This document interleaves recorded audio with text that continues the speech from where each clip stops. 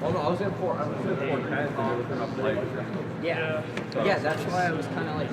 Well, yeah, I want to do the chuck one like top 8, so just make it right. It's draw number 2, day number 2 of the 2017 AMJ Campbell Nova Scotia Provincial Junior Curling Championships here on Bell 5 TV1. My name is Dan Hobson. I will be joined alongside here by Karen Skiffington here as we run into the consolation, I guess you could say the losing bracket here. It is Team Sweeney versus Team Gray. Sweeney will have the blue stones, Gray will have the yellow, and we'll introduce the teams. And right now it would be Team Sweeney going first, so Gray will have the hammer here and in, number 1, throwing the yellow stones. Team Logan Sweeney, as they mentioned, skipped by Logan Sweeney. The lead is Craig Weigel, second Nick Doucette, third Alex Ouellette, skipped by Logan Sweeney, and their coach is Aaron Sweeney, and they are from the Yarmouth Curling Club. And Justin Gray, of course, his lead is Justin Arnberg, Mackenzie Noss, Jason Giroux, and Justin Gray is the skip, and they're coached by Pam Sullivan, and they're out of the Mayflower Curling Club. And it will be Craig Weigel to lead things off, as we mentioned here, for the team out of the Yarmouth Curling Club, who had a really tough day number 1. They were taking on Team Weigel, and at one point it was 10-1, and there was handshakes sort of shortly afterwards for that one. So looking for a better bounce back here today, as this one will sail deep and towards the back. Of course, Karen is also one of the game officials here, so she'll be going in and out during the broadcast, and making sure that everything goes on time and queued up and everything. So she'll be running in and out during the broadcast. We'll be delighted to have her as we are getting ready for the first stone here from Justin Arnberg there for Team Gray, as we mentioned, out of the Mayflower Curling Club. So both these teams had a chance to practice yesterday, and things did not go the way that they would like. So I got to see. The thing is that working with my broadcast colleague Jeff Fitzgerald last night, it doesn't matter whether you lose by a whole bunch or whether you lose by 1, it still goes as a loss in the column. But of course, this is definitely a learning experience for both of these teams here, especially the Logan Sweeney team. That Weigel team came into the championships number 1 ranked. That's of course based on winning Bonspiels and good results at the Bonspiels, cash spiels throughout the regular season in the junior standings. So, and you can see the front end working real hard there. They've got their heads down, trying to drag it as far as they can here. And this one will end up in the house, and Gray will try to sweep it a little bit back further, get behind the tee line, successfully does, stops at the back 8. So of course Gray with hammer here, going to try to force the issue, try to use that yellow guard, of course free guard zone, take advantage of what you can to hide in behind.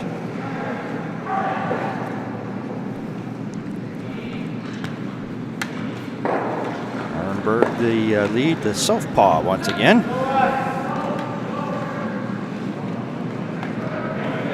And a little bit of work here done by Giroux right now. Noss a little bit of a watcher. Sort of you see this new curling style, trying to get by that guard, and they'll give it the light rub. And Giroux will, with some great brushing, get it into the top of the 12. Pretty well was on as soon as it left the hand there of Justin Arnberg. So nice work there by the third, Jason Giroux. So, of course, Sweeney going to ask his second, Nick Doucette, to get rid of some shrapnel. So here is the aforementioned Nick Doucette.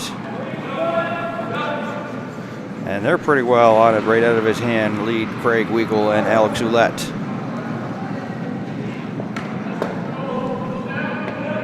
Ouellette with the Toronto Blue Jay hat. Almost similar to like a Jim Cotter. See those hats around a lot these days. So they get a nose hit, and it sticks there, just biting the top 12. So right now Sweeney line 2 here without hammer here and in number 1.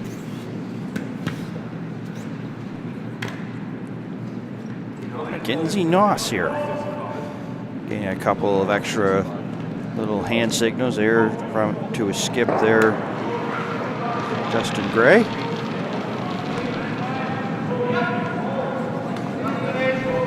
Drew and Arnberg pretty well. Heads down. You see every once in a while they'll pop up, so you know they must be pretty well on cue, and they are. Nose hit. Will it stay out there? Yes, it will. So it's going to act as a guard for now. So they got a corner guard and a center guard right now here for Team Gray. Something for Sweeney to hide in behind. Both these teams probably going to come in here pretty conservative start here. Don't really want to see a lot of rocks of play, especially in the first end, and then end up being down by a crooked number. Definitely something that they want to stay away from. But of course, we'll see how this goes. Right now, not a brush laid to this. That could give you the indication that it is heavy.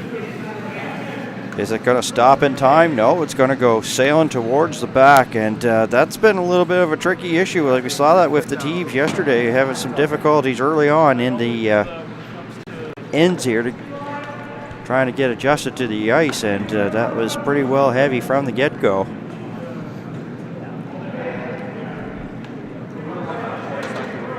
Now they have a chance pretty well to remove that yellow stone and see if they can get a roll in behind one of those two guards right now. It's Mackenzie Noss here for team. Justin Gray out of the Mayflower Curling Club. Both these teams not ranked in the top 5 in the standings. They get the roll, but they're going to rolls out to the outside and out of play. So they remove the blue stone. They did want to roll. They got the roll, but unfortunately they had like at the wrong turn into. They wanted to go more towards the button instead of going outside of the house.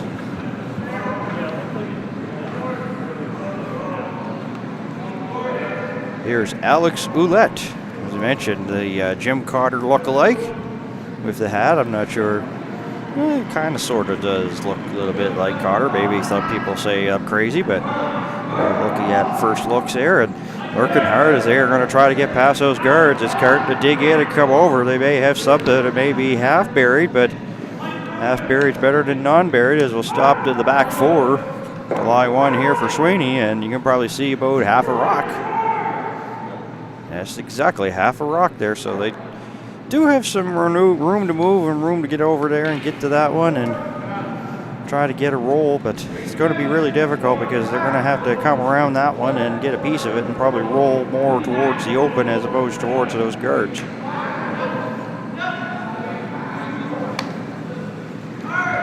Jason Giroux.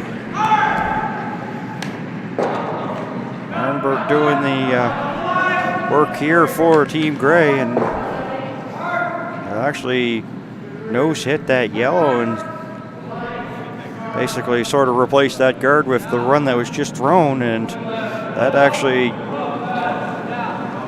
covers up that blue stone belonging to Sweeney a little bit more, so definitely advantage Sweeney right now. Of course, he doesn't have the hammer here in number 1.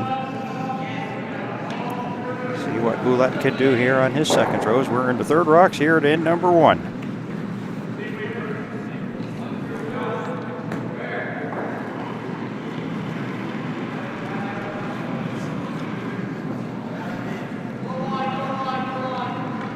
These guys competing for a chance to represent Nova Scotia at the New Holland Junior Curling Championships, and taking place January 13th to 21st in Shawinigan.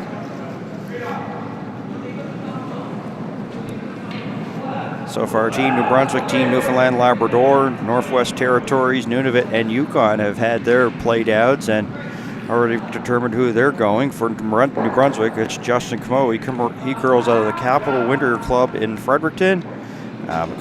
Glenn from Newfoundland Labrador.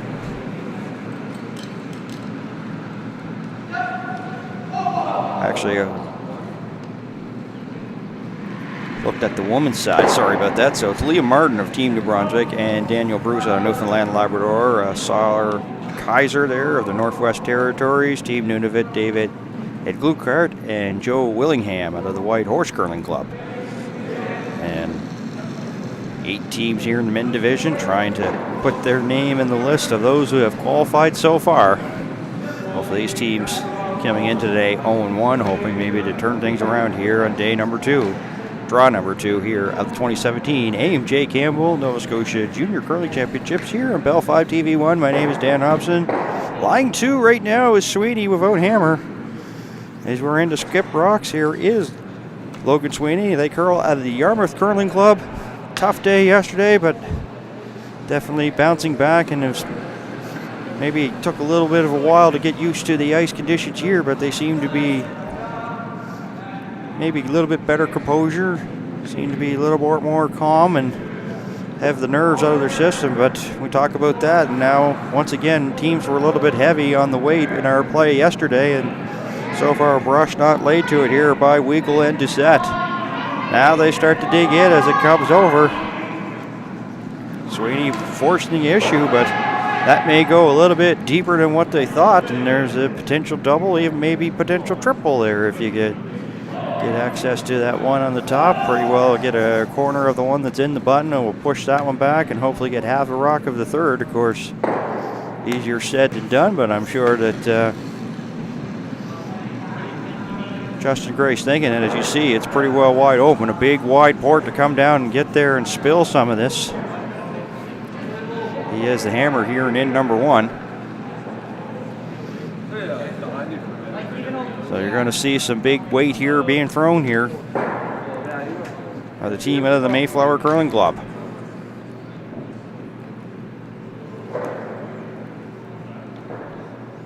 Yeah, so that shot there for Logan went a little deeper than what he wanted, so we'll see Gray throw up the big weight.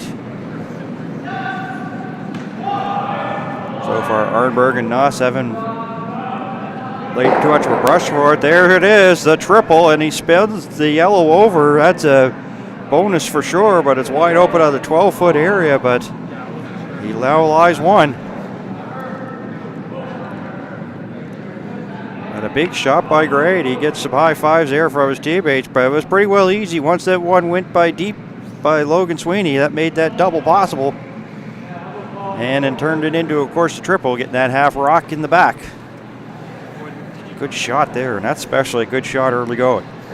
Of course, there's other games taking place on Sheet E. We have Team Sokolik taking on Team Manual. Both those teams winners on day number 1. Sokolik took them an extra end and had a good fight against Lafort. Game we called earlier on Sheet D here. So that's on Sheet E. Sheet B features Team Weigel, who of course defeated Team Sweeney yesterday, taking on Team Abraham. And of course TC, it's the Sheet C, Team Lafort and Team Young. And John Seitman has the call on that sheet there, so.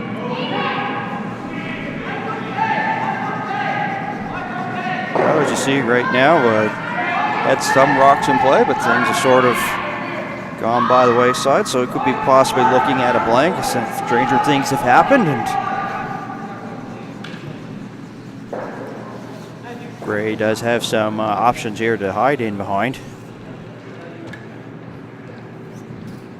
But definitely just looking here to blank and carry the hammer into end number 1. This is the final stone, end number 1 for Team Justin Gray. And you can pretty well see that it's Mackenzie Noss just making sure it doesn't pick or anything like that. So they'll sail it through and carry the hammer over into end number 2. And there was a blank there in the game between Team Sokolik versus Manual there on Sheet E. So far, no score as they're cruising along. The other 2 games, nothing to report as of yet on the scoreboard. If we get any updates, we'll be happy to pass them along as we're into end number 2.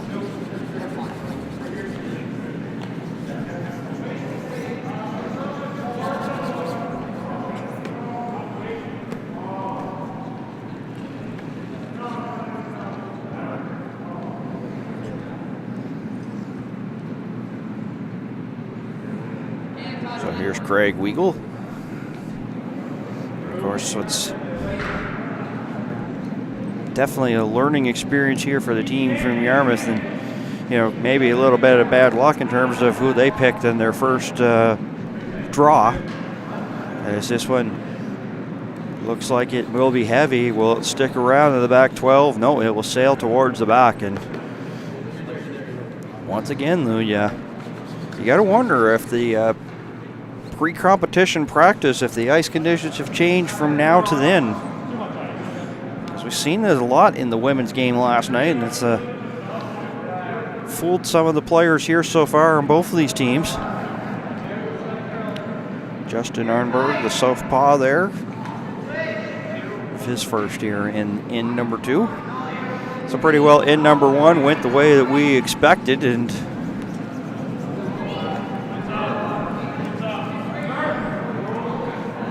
updating a score on sheet C. John Seidman with the call. Team Young on the board. They have got a single point and in number 1 to lead that one 1-0. Sheet B, Team Weagle scored a single point in the first end, so they're up 1-0 as they're into the second end. So both every game going on right now seems to be on par, and no team really dragging in terms of play.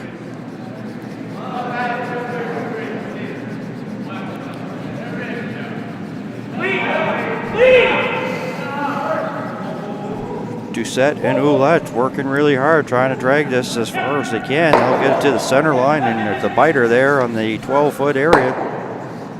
Based on that shot, looks like that you can see a little bit of white there in between, so it's a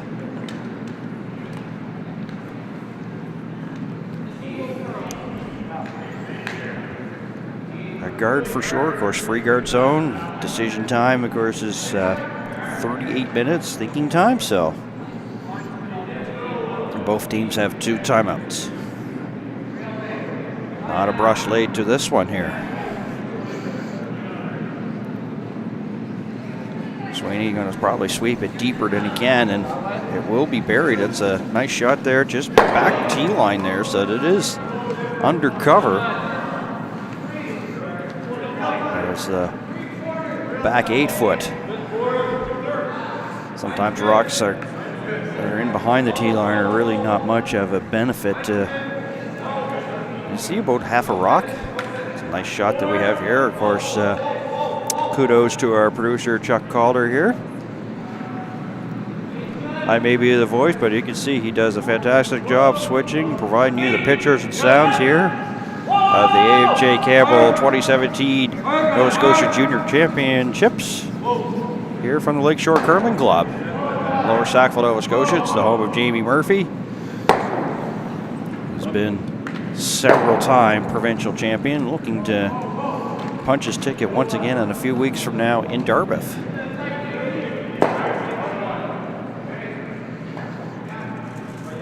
So the guard's been removed. The Yellowstone still in the back 8, belonging to Gray, who has a hammer here and in number 2.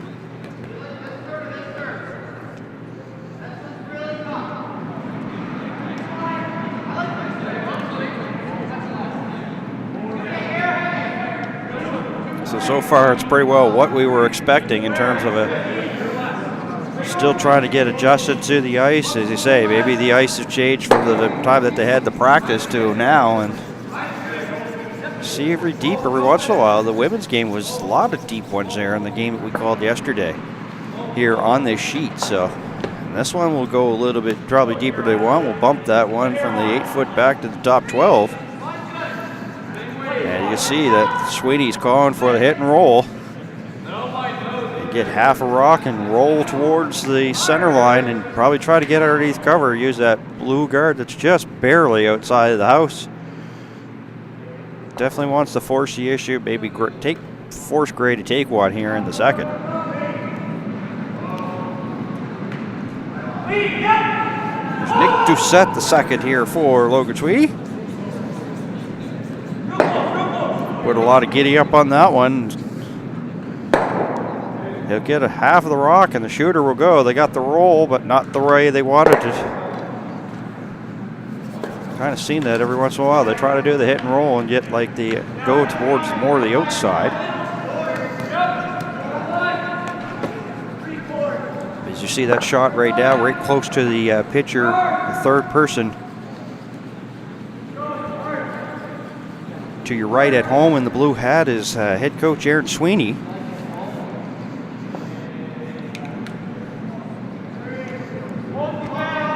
We get a chance, hopefully we'll get a chance to see Pam Sullivan, the coach of the Justin Gray foursome.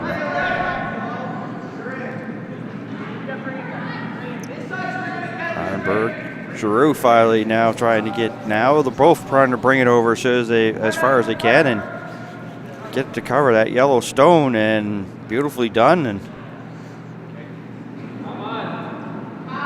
that's basically what they're saying. How much can you see? Half, as the microphone's right there to pick it up. And exactly the case. So you can see half the rock, so it is there. The danger that you have is right that close to the sheet is if you get the roll, if you hit it a certain way, you might lose the shooter.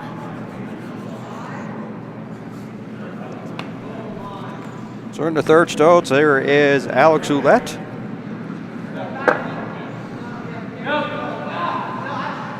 And quickly, Weigel and Doucette work on it as soon as it leaves his hand. Some great brush, a dragger as far as you can, pretty well, is out of the words of Logan Sweeney, and they're going to be all over the guard. They'll spin it towards the house, but it's going to easily spin out. That's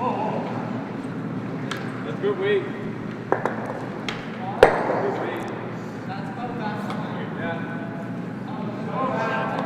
Probably if you were doing like a scoring statistics of statistician in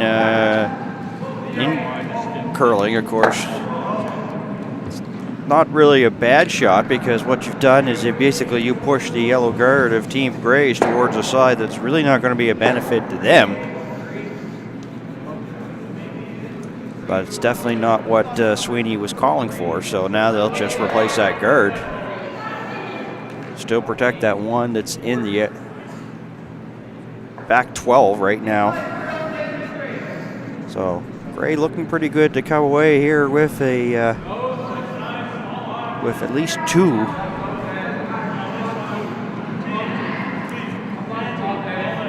As sitting, of course, sitting two right now, because that one went deeper than what they wanted. So pretty well can, as you see, probably hit half the rock and get that one, and probably hopefully try to get a roll. So a double is what they're going to play here for Alex Ouellette. So the peel wait, and already Weigel and Doucette working hard. They're trying to keep the line here. Ouellette calling the line, and he'll get half the rock. I'll get the roll that he wanted, but it's going to roll out the other side and actually go out the other way. So as I mentioned earlier, Gray looking pretty good to get two here. He's gonna, could use that blue one there to try to get buried there and really apply the pressure here to Sweeney.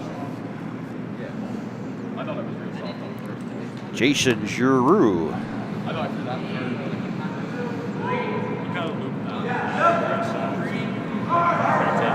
And right now,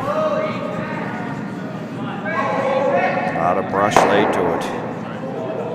Gives you the early indication it may be heavier than what they want. Gray probably telling it to sit, and it finally will, but it's going to be a one in the top 12.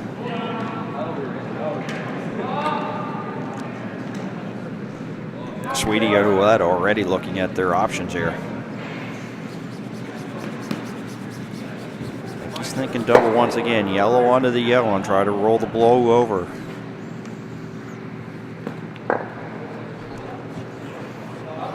Thing is right now that it still looks pretty good for Gray to come away with 2 points here in this second end.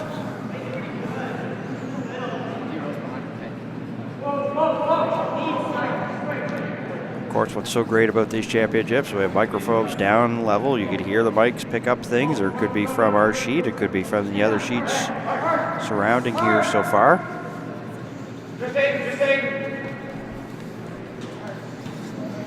Still nothing to report on the other sheet so far, so nothing new there, as we are still in the second on all sheets. B, C, D, and E. And of course, we're featuring our D game, Sweeney and Gray. There it is. Can they get the yellow one? Ouellette working hard to get it out towards the side and can. And there's the double. Double peel there by Logan Sweeney on a nice shot. And now they're looking at that blue and wondering if it's biting. You see a little bit of white ice. But of course, that's nice shot there from our producer, Chuck Calders. Not really sure, but of course, they're going to try to remove all doubt and make a play on it anyway there and try to kill those two blues.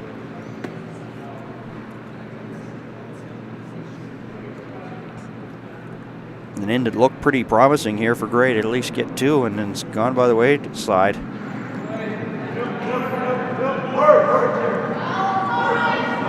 As we're into skip stones here at end two.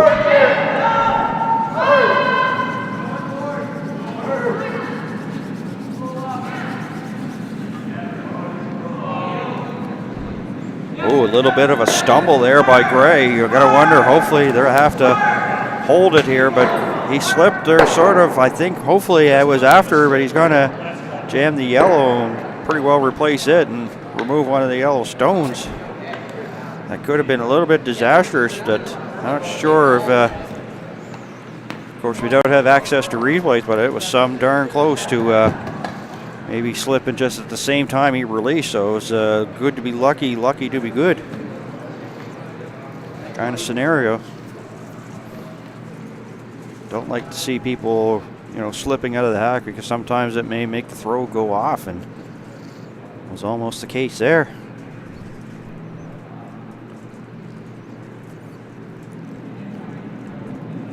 So Sweeney, who had a nice, beautiful double takeout here on his last throw here, wants to put this in a position here where he could force Gray to take a single after it looked like Gray was going to be okay to take his take a deuce here in the second end.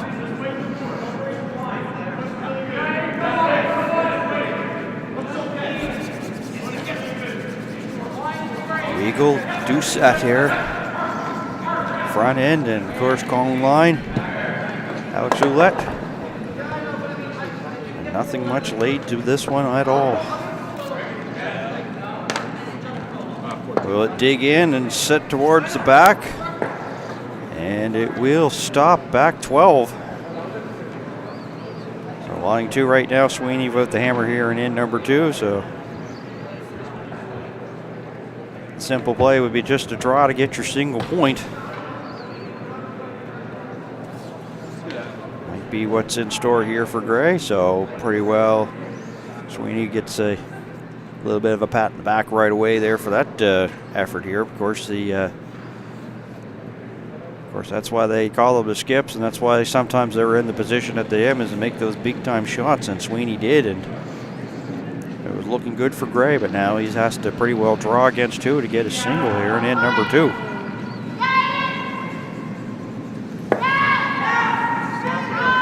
Final stone here for Justin Gray of the Mayflower Curling Club. Drawing against two. Arnberg, no, so far. We're watchers, and now they're getting in on it, and now they're going to try to drag it as much as they can here. Just needs top four here. But they may come up light. Can they at least get the single point and get it past and get it into the 4-foot area? Yes, they do. Some nice brushing. So Gray will get a single point. Sweeney will have the hammer here. And in number three, as Karen Skeffington joins us. Busy day so far for you. Back and forth, couple of headsets on. It's no big deal. It's just Thursday morning. Yeah, it's the logistics of running an event like this. Many players, parents, coaches, everybody's here to cheer on these kids and see our provincial representative move on from here to the Nationals. So busy days, long days, but Lakeshore is quite happy to be here. All our members have come forward to volunteer. Timing, 50-50 ticket sales. Our junior kids have been fantastic.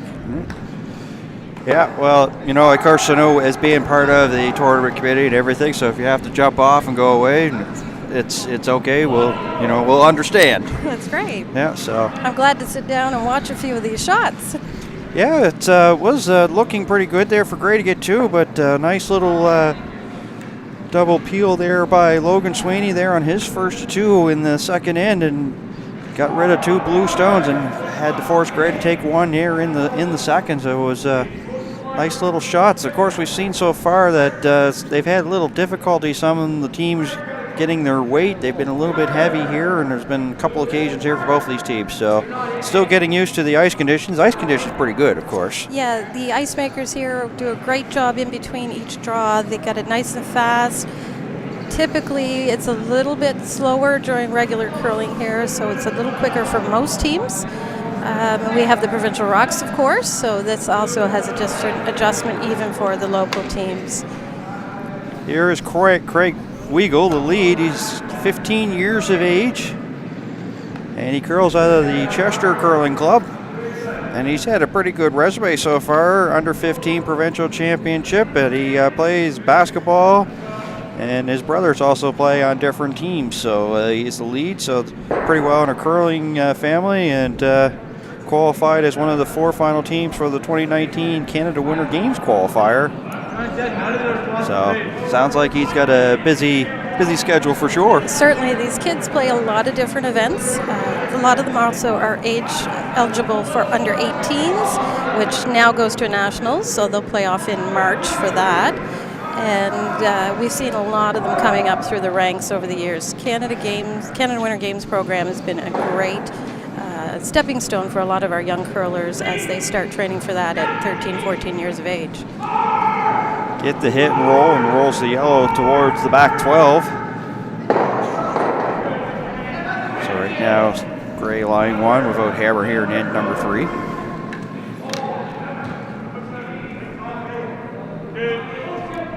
Of course, yesterday was a difficult day for the Logan Sweeney team. They were facing Team Weigel, came into break number 1, and it was 10-1 when the handshakes were had. It was a 4 spot there just before the 5th end break that sort of broke that one wide open, and then another 3 in the 6th, and that's pretty well did it. But they seem to have bounced back, and just like curlers do, they just put it away just so quickly, just like that. Yeah, you have to move on from one, store that away, look at it again maybe next week. They'll digest that a little differently. What could we have done? We move on to a new game, and they've come out putting the pressure on Team Gray here, doing the force in the second end and making sure they've got their draw weight, getting it right on the tee line here. Yeah, they've played pretty good here so far, and hasn't been really easy for either skips. They've had to make some big shots here as we take a look here at Mackenzie Noss. The second here for Team Gray. And they're pretty well working hard. Arnberg as well as Giroux. Now they let off on it, so they'll try to get a roll. Jam to the yellow towards the back, so the blue will sit there, hang on there just towards the back. Well out of the rings there, so still lying 1 here is Team Gray. And of course, Sweeney's going to ask for a play to be made on the stone just thrown, the yellow. As I said, that blue one outside of the rings, but it may be a little bit of a jam possibility to keep that yellow one. So here's Nicholas Doucette at 15 years of age, curls out of the Yarmouth Curling Club. And his interest is online racing and has won Daytona 500 and Talladega 500, finished second in the 24 endurance race, and that's iRacing. So that's something to be proud of. Playing a lot of video games and winning in these events, and won the 2016 Under-15 Provincial Championship, and has only ever curled with Logan Sweeney, so a familiarity for sure. Yes. The teams now, as they move up in age, tend to be, I call them dual citizenship, as they become members of multiple clubs so they can form teams.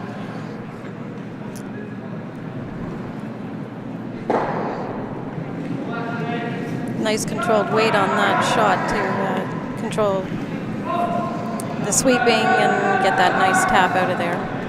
Updating scores from Sheet B. Team Abraham scored 2 in the second. They are up 2-1 now as they play into the third. That's on Sheet B. Still same score here on Sheet E, right next to us. At the manual is on top of Sokolik here, and as they play number 3 right now, still 1-0 of that one.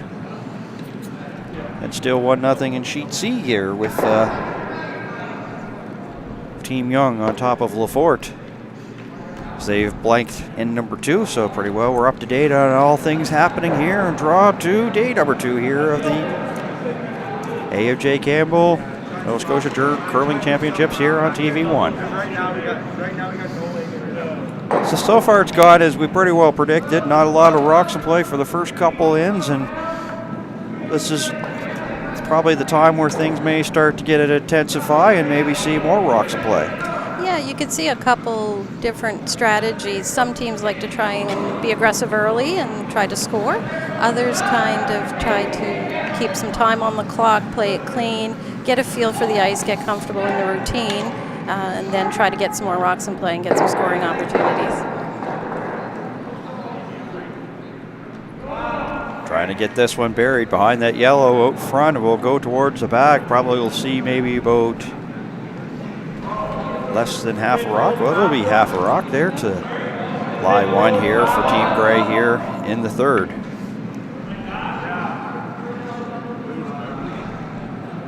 A little room here for Sweeney to draw in or tap it back a little bit. If he can keep that backing, it'll be much more difficult for Team Gray to remove. Here's the hat wearer, Alex Ouellette, been curling since the age of 4, 16 years of age, curls at a CFB curling club, and he attends Newbridge Academy as a member of the Newbridge Academy varsity baseball team. So based on his hat, looks like he's a Blue Jay fan. It's amazing how many of these athletes also play summer sports or alternating sports to keep active throughout their whole seasons. And I know Isabel Ladouceur, that's out of our club, is also a very big softball player. So these athletes that are so committed to not just curling, but to sport in general as well as their academics, it's amazing to see these kids coming up through our programs.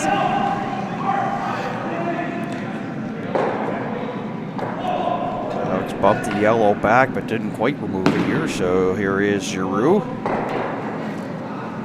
Chance for Gray to put the force back on. Here and in number 3.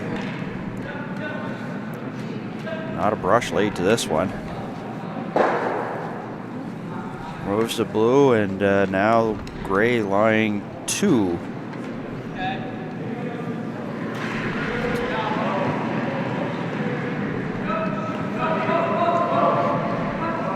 Once again, going to ask Ouellette to go after the one just thrown and try to get a roll in under cover, get it towards the center line and towards the button.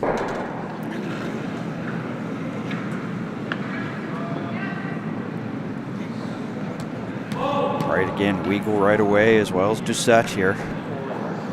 They were on it, now they're off. Maybe just pretty well. Bump the yellow, can he up it out enough? Weagle gets over there, try to get it, brush it out, and will be a biter there in the back 12, but he jumped on it quickly as soon as he can, seeing it. It was good, anticipation and awareness there by Weagle, just really not much in terms of weight that they could actually do to get that and push it towards the back.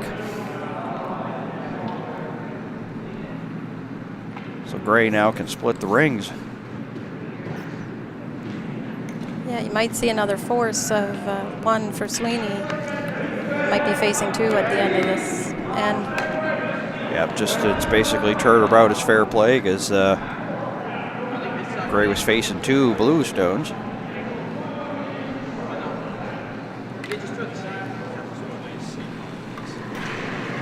And basically all he had to do was draw there to the 4-foot area to get a single point. Looks like it could possibly be that way.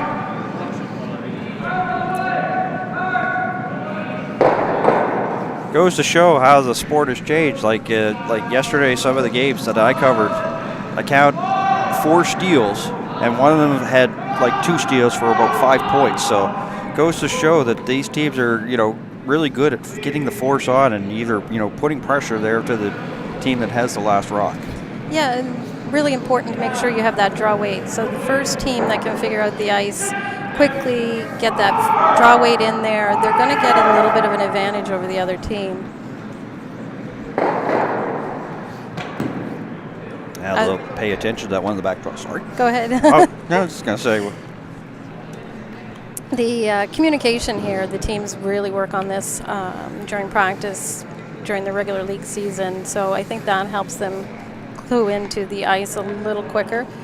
The training that goes into preparing for these events is so much higher than when I curled juniors, and I won't say how many years ago. We went out, played a game, and went home. So they debrief, they brief. There's a lot of discussion. So yeah, like when I was leaving the rink last night, like the one of the women's team actually had like a meeting right out in the hall. They had like binders and everything. It's almost like they were at school or something. Write down everything, notes. Doesn't matter, just go play the game and then go leave. As you mentioned, it's gym time, it's study time, book time. Yeah, the dedication these kids have is amazing. A lot of them are very good academically as well. Well, that's important too, because there's so many times that they're going to be way on. Of course, at championships right now, school's on its break because of the holiday break. But of course, what they're going here to do, what they're basically playing for is a chance to go to Shawinigan in Quebec in January, so there'll be time away from school, so they kind of really have to be on top of their studies, That's the thing, we sit here, we talk about, shots and don't even think that they are still, children. Some of them are still like high school, some are university, so I mean, yeah, I believe Nationals probably aligns with high school exams as well, so getting exemptions and making sure your marks are proficient and all your projects are turned in order to get that exemption are key to a lot of them. I bet you if we took a camera and followed one of these players around for a day, it'd probably be exhausting there, and that's just after one day. So give them all credit for, basically being not only in good shape here to curl, but also be academically strong with everything that's going on and be into other sports. It is tough. Certainly don't do it without the support of their families, parents. You see a lot of families out here curling, so how many brothers and sisters are traveling together to get to clubs, and parents that are taxi mom, taxi dad all over the province. There's a flash there by Gray, and it went heavy, so we've been looking at all these rocks along the edge now. Just going to take the draw.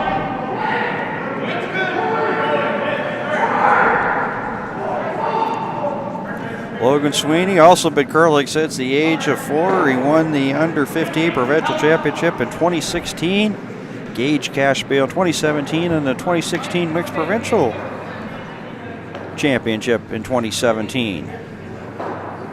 And he's out of Yarmouth.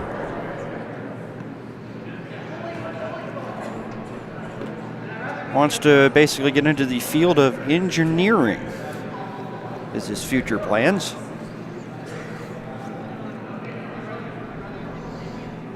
So looking at that biter towards the back, here is the final stone here, and in number 3 here for Sweeney with the hammer. It appears we're going to be hitting.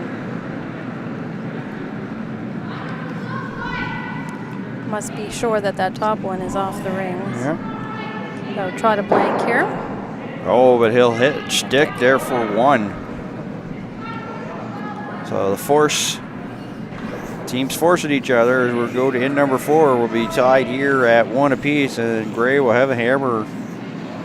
That's the thing with those ones that are right so close towards the back, is it's harder really to blank. So if you're Gray, if you're going to make that shot, make it difficult there for of course Sweeney. So that's the reason why they had towards the back, and was kind of hoping for and got what he wanted. So 1-1's where we stand here in the 4th.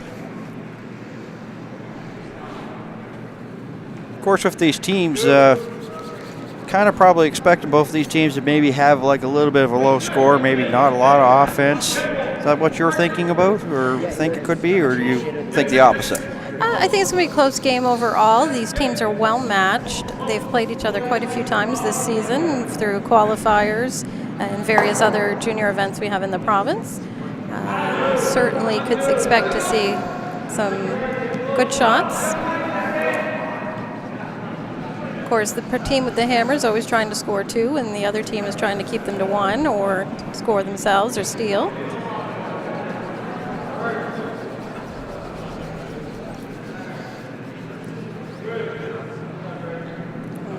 Use of the free guard zone, so we may see a few more rocks in play this end. Remind our curling fans, the 2018 Scotties begins Tuesday, January 9th from the Dartmouth Curling Club. And you can catch all the action here on Bell 5 TV1's live stream beginning Tuesday, January 9th at 9 a.m. Of course, the men's tankard are going to be there as well, and their first draw will be 2 o'clock. So we're looking forward to bringing you the live coverage of that. Of course, everything with it being an Olympic year, everything's sort of getting underway a little bit earlier. You know, just as soon as you unwrap the last Christmas gift, all of a sudden you pack up your stuff and you come to the Lakeshore Curling Club in Lower Sackville to try to win a, junior provincial championship. And this tournament's probably usually held right around early January, but with the Olympics, everything's sort of pushed because, even the provincial championships last year were in the last week of January. They're now moved up to early January, and the actual Scotties is at the end of January. Yeah, the Scotties usually runs around mid-February, which coincides with the Olympic events, so they have to move up a bit, which changes all the timelines throughout each province as we try to meet Curling Canada's deadlines. So it makes everything early. Juniors are always typically played near the end of January at the national level, so it didn't affect us as much. We enjoy having the kids here between Christmas and New Year's. And did you know Lakeshore has it here for the next 2 years after this event? So we'll be back here for the next 2 years.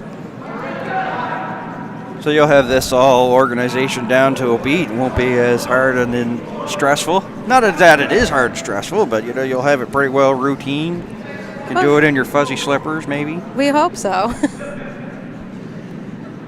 Volunteers help make everything run smoothly, of course.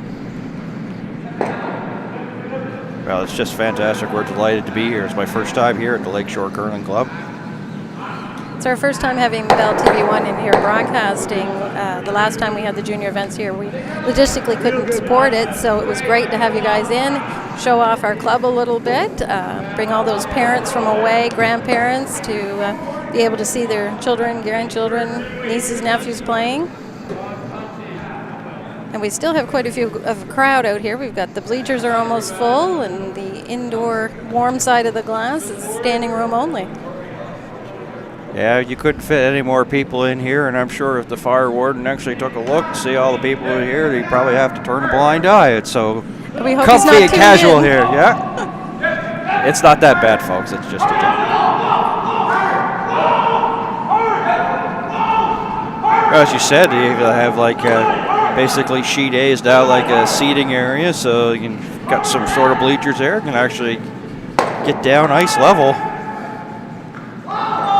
Yeah, our lovely maybe even whisper in the ears as they're going down sweeping. Yeah, our lovely friends at PSP Halifax, part of the Formation Halifax on the base, provide the bleachers for us this week. So there's a beautiful shot of the bleachers there. So we got some blankets to stay warm out there. It is a little chilly. Our temperatures dropped overnight, but we try to keep the ice at temperature fairly consistent. That helps us maintain our quality of ice. Well, it's let's just say that even if it's cold there, it's probably a lot warmer there on the ice than it is outdoors. Well, let's got some little bit of rock action here on our sheet there. Sweeney was lying to, and now a nose hit there by Gray, so things maybe starting to pick up in terms of offense here in number 4 between Sweeney and Gray. Both teams coming in here 0-1 there after day number 1.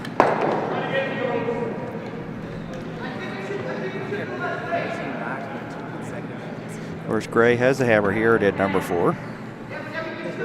Just trying to corner freeze and set up a potential shot for the next round.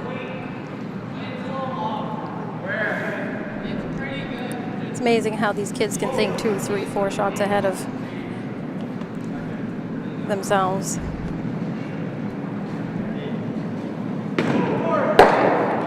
definitely, of course, as you talked about, it's a lot of effort and a lot of family, and of course coaching, and of course Aaron Sweeney, the coach of the Yarmouth Curling Club team, Logan Sweeney's team, and Pam Sullivan for the Mayflower Curling Club, putting in lots of time and have probably, shown pictures, and when it comes to practices, basically trying to get them all prepared for, well, if you're in this scenario in a game, what are you going to do, sort of thing. So teams are well coached, there's no doubt. The ways of the old days, of course, are behind us, so with more rocks in play, of course, makes it more entertaining. But it also makes it more, strategy thinking. Overall team communication, the sweepers have to be on, the shots have to be on. Austin Gray having a conversation there, Arnberg and Giroux also. Need to make sure everybody on the team understands what the shot is. If there's a little bit of miscommunication, it could change whether the shot ends up top 8 or frozen. A couple inches could be the difference between a really fantastic shot or something that could be an advantage to the other team.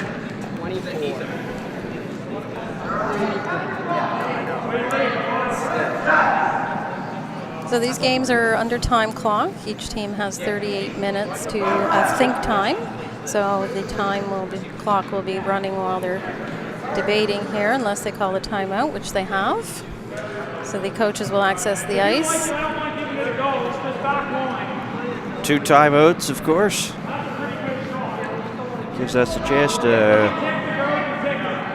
update scores there from the other sheet. And in our picture in just a couple of moments will be the coaches. There is Pam Sullivan there from the Lakeshore Curling Club, or pardon me, the Mayflower Curling Club, and Aaron Sweeney with the glasses and the blue hat from the Yarmouth Curling Club.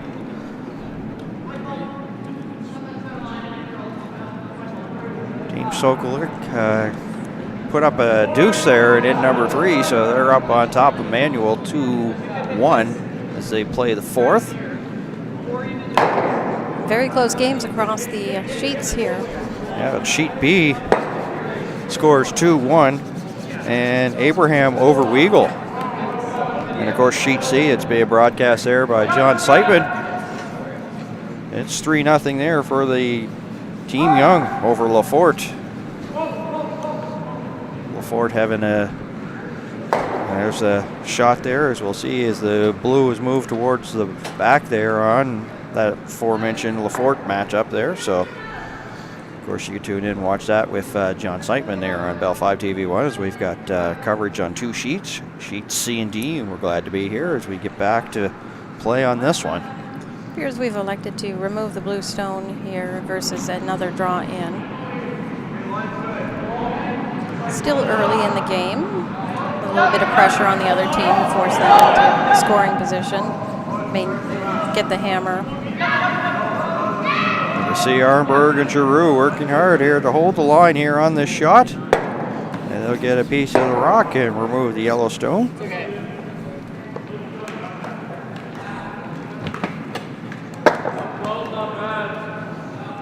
Of course, the 2 yellows belonging to Gray and the 2 blues to Sweeney. So.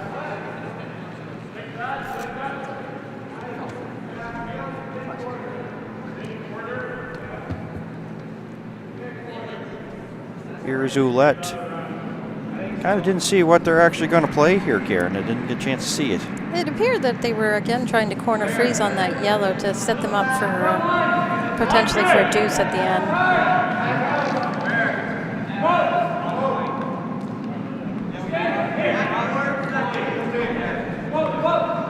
Gray does have hammers, so if Sweeney can force him to 1 or try to steal here would be the strategy they'd be looking for. They get a little rub off the blue and get it redirection to the back 4-foot. Reduce the scoring area for Team Gray. A little bit of luck there to rub off that. Still freeze to that yellow one in behind the tee line there in the back 8.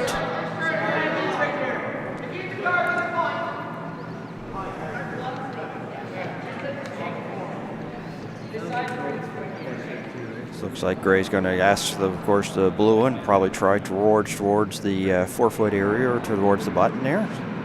Hit and roll here, asking his third Jason Giroux to make the shot.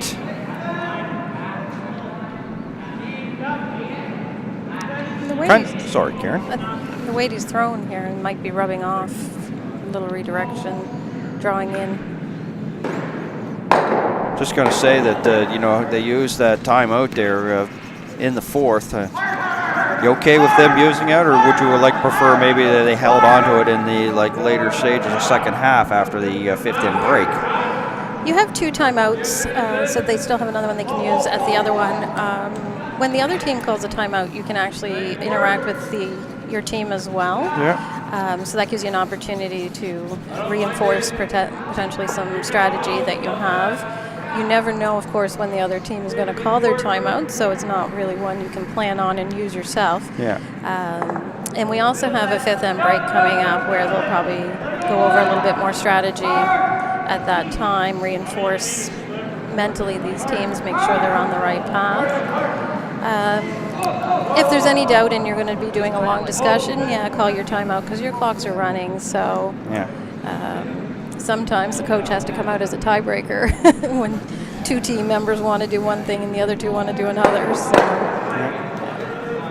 Well, there's been sometimes occasions where all of a sudden the clock comes an issue, and then all of a sudden you have a timeout that you used in the early stages, and you're running low on time. It may force you to rush your shot towards the end.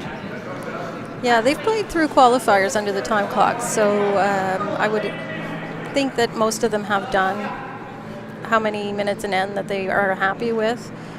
Usually about 3 minutes an end will get you through with plenty of time left over for the last ends.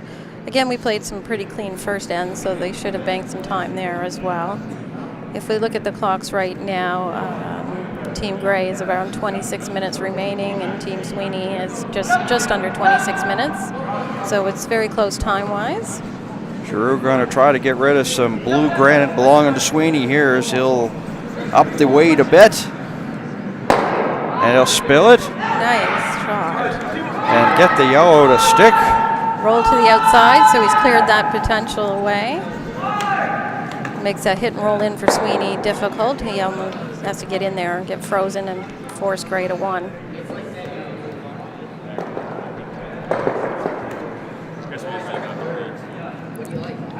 Back to the time clocks, we always said as long as you had more time than the opposition, you were good. They were going to run out before you. Now, of course, those who probably, when we have curling fans that watch, or maybe there could be some that, or maybe just tuning in for the first time, you talk about the time clocks and how you're averaging about 3 or 4 minutes.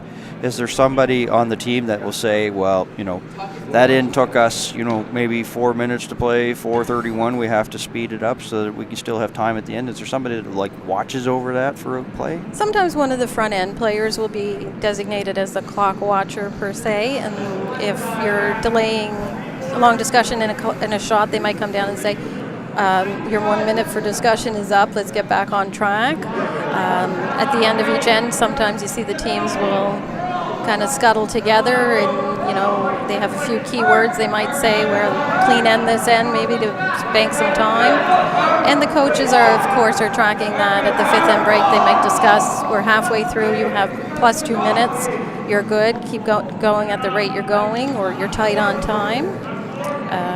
Make sure you're ready to throw your rock.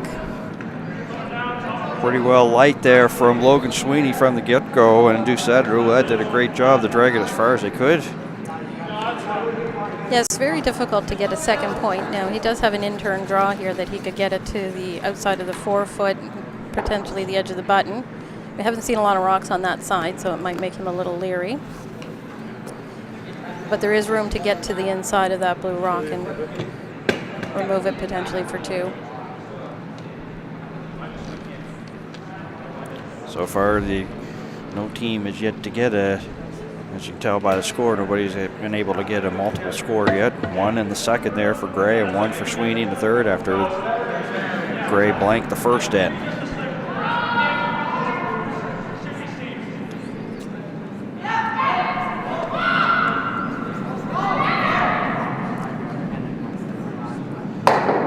First of 2 for Justin Gray out of the Mayflower Curling Club here and in number 4. And right away, Yarnberg and Nos working on it right away. You could hear them whoa, you could see it. And they're off right now. They were on, now they're off. You know it's close when it's off, on, off, on. For sure, yeah. Not quite going to get the angle out of this, but bumps the yellow towards the back there, the back four. And all of a sudden now that the sheet is sort of tilted to the other side, so now they could actually come in and try to get something so they could still, as you say, make them be forced to one here into number 4. So Logan will try to remove this yellow stone, sit 3, which will force Gray to get in and get a point against those 3.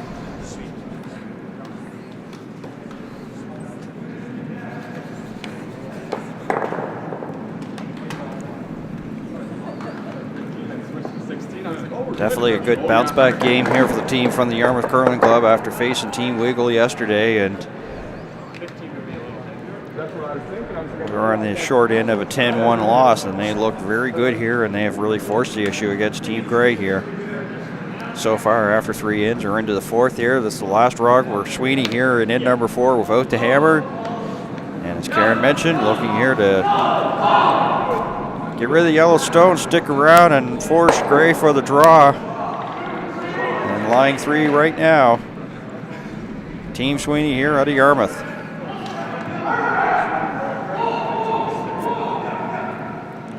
So Gray will just have to do a nose hit here to score 1.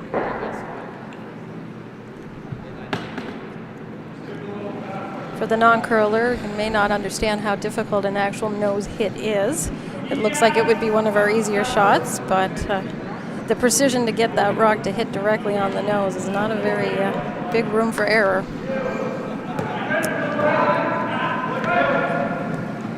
Yeah, they make it seem like it's so easy to do, but I mean, a lot of these shots, any of these shots are not easy to do. It's a lot of years in the ice, a lot of years at the gym, and some curling starting at the age of 4 or 5. I don't know what you were doing at the age of 4 or 5. Final stone here, and then number 4 here for Gray. Hoping to get the nose hit. Oh. A little on the outside. That's going to see if he's got definitely in a steal situation right now for 1 there for Sweeney so far. Could it be possible 2? Looking real close at a few of these rocks along the edge of the 8-foot to determine if there is a second point for blue. Could we see our first measure of it so far here of the championships? Yeah, and of course we, during practice, we measure for last stone draws to determine hammers. So we've got new measuring systems this year, a laser measure. I'm not sure if we've had a chance to see that in any of our draws yet, but we are using them during the last stone draw for hammer. The new software and new technologies we have allows us to actually triangulate a position if the stone is directly above the pin. Well, we're going to say that it's a steal 1 there for Sweeney, so he'll go up 2-1. And we'll, of course, verify the score here once they put it up on the board. Definitely 1 for sure. As we're hit to the 5th. Gray will keep the hammer.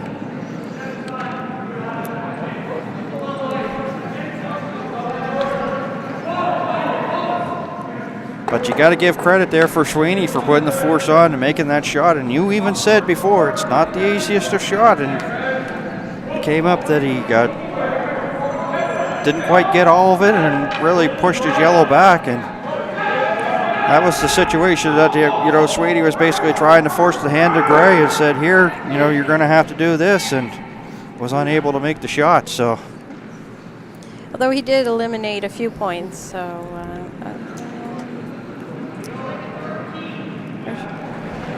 steals getting to be a factor here. It's the 5th steal so far, and I mean, this is like combined of all the championships with the females as well so far. And that's just this sheet alone. So you take that sheet away and then you add it all to the other ones that have been played on. It's so we have definitely one of the steals for sure. Yeah, we have the score posted now. It was a steal of 2 from Sweeney. So they did count that second one. We didn't quite see if there was any indication of it. So it is 2, so it's 3-1. And thank you, Chuck, for updating the score for us. 3-1 here in the 5th, and Gray still with the hammer, so. We're watching our scoreboards. We have baseball scoreboards, as we call them here, so have to add up all the scores. Sometimes takes us a minute versus a traditional curling scoreboard. Also, too, is that you have to match the color with the rink there, so. Yeah. 3 spot there in end number 4 there for here on sheet E. And that's Team Manual, so they've got a 4-2 lead over Sokolit out of the Sydney. Of course, sheet B. It looks to be 3-2 right now here for Team Young over Team Lafort there on sheet B. And of course, our other sheet that we are covering, pardon me, that was sheet C, so that is I'll update that again, see if it's even confusing here for me. So it is 3-2 on sheet B, and that is Team Blue, which is Weagle over Abraham. And now I'll go to sheet C, and it's 3-3 there. It's Team Young got off to a good start. They got 1 in the 1st and 2 in the 3rd, and LaFort has came back, and he's put a crooked number of 3 there in the 4th, so they're tied 3-3 on that one there on sheet C with John Seitman here in Bell 5 TV1. I think we had a partner join John down there, Chris Mosier. Very active. He actually has a son playing in the event this week, so again, another family connection.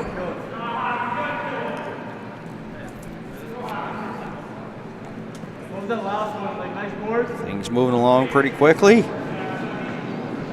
As we're here into the 5th inning, and here's Nick Doucette of the Yarmouth Curling Club.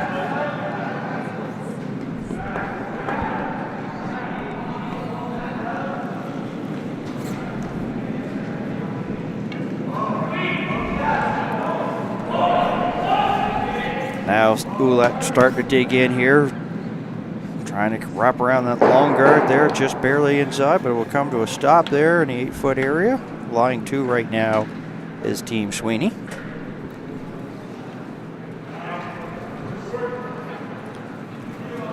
We see that first rock goes in the free guard zone, creates a lot more rocks in play during the end. A little more comfortable with the ice now. Look, they've got a few ends under their belt. Of course, we've seen the throws from Justin Arnberg, who is a grade 11 student at Parkview Educational Center. Here is Mackenzie Noss, also a grade 11 student of the Parkview Educational Center. Has been curling for 10 years, 16 years of age, out of Bridgewater. And we talk about the busy schedules that they have. According to his bio, works 2 jobs when not curling or in school. When does he have time to sleep? I don't know. I was just thinking, when would he have time to work either? All these curling trips and school events. But the dedication these kids have, and to make sure they get their curling in and can support that. Great group of kids.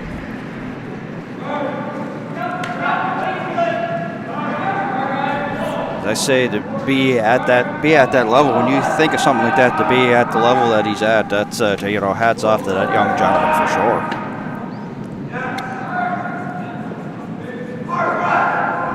So things start to build up, sort of like the scoring area sort of blocked out there with rocks there in the top 12. That really blocking off that scoring zone in the 4-foot with all these rocks in the top 12. The rock that was placed during the free guard zone was removed previously by Team Gray, making it a little easier to get in here now.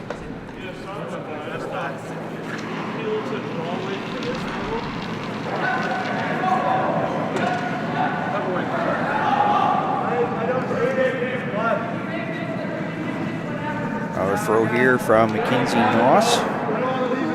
Actually bumps the yellow, spills one of the blues more out towards the 12-foot area. I'd have to think that it was probably a little bit of a missed shot for him. Yeah, I'm not sure if it just tracked a little wide on him or just not quite the weight they were expecting. Certainly we're hoping to hit a bigger piece of their own rock.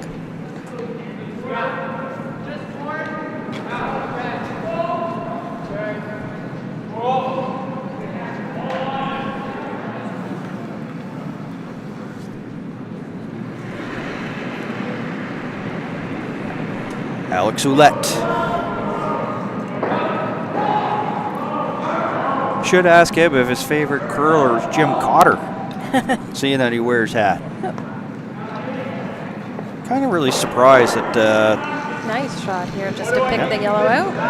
Kind of surprised that the John Morris team didn't fare as well as they did at the Roar of the Rings there a few weeks ago back in Ottawa. Unfortunately, I'm quite busy here at the club planning all these events, so I didn't get to catch all the games that I wanted to, and hear most of it third, fourth hand. But as I say, the thing is that everything is so competitive, everything is so close that even like teams that were provincial champions last year, like when I mentioned about the Scotties, like Mary Maditaw was provincial champion from last year, is not even in the field this year, so we pretty well know that there's going to be a new champion crowned, and that's where I'm going with this, is that everything is just so competitive and everything is just so tight. There's really not a lot of room for error in the sport these days, across the board. Yeah, you look at the time, the dedication just into the physical component, but now you've got teams that are working with sports psychologists, nutritional. They're doing, a whole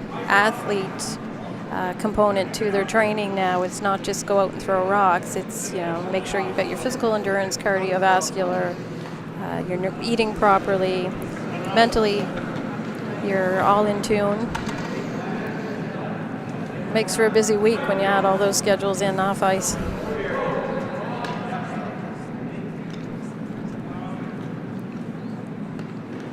Second of Ouellette here.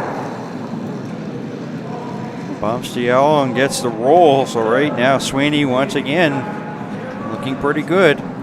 Sitting 3.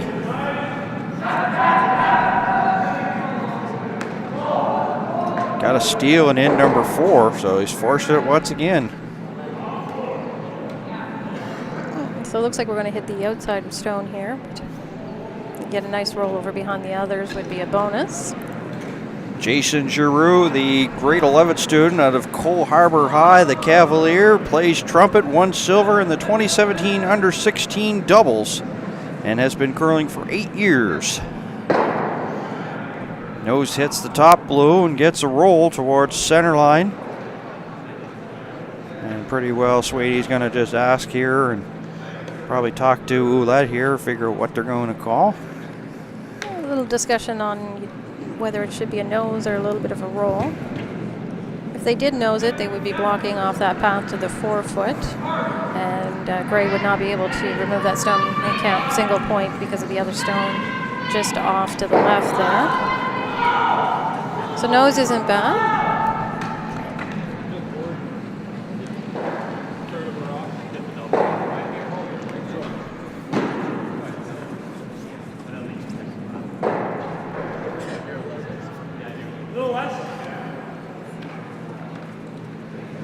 I think that might have been Sweeney asking for a little less ice there, so as we're into skip rocks here at number 5.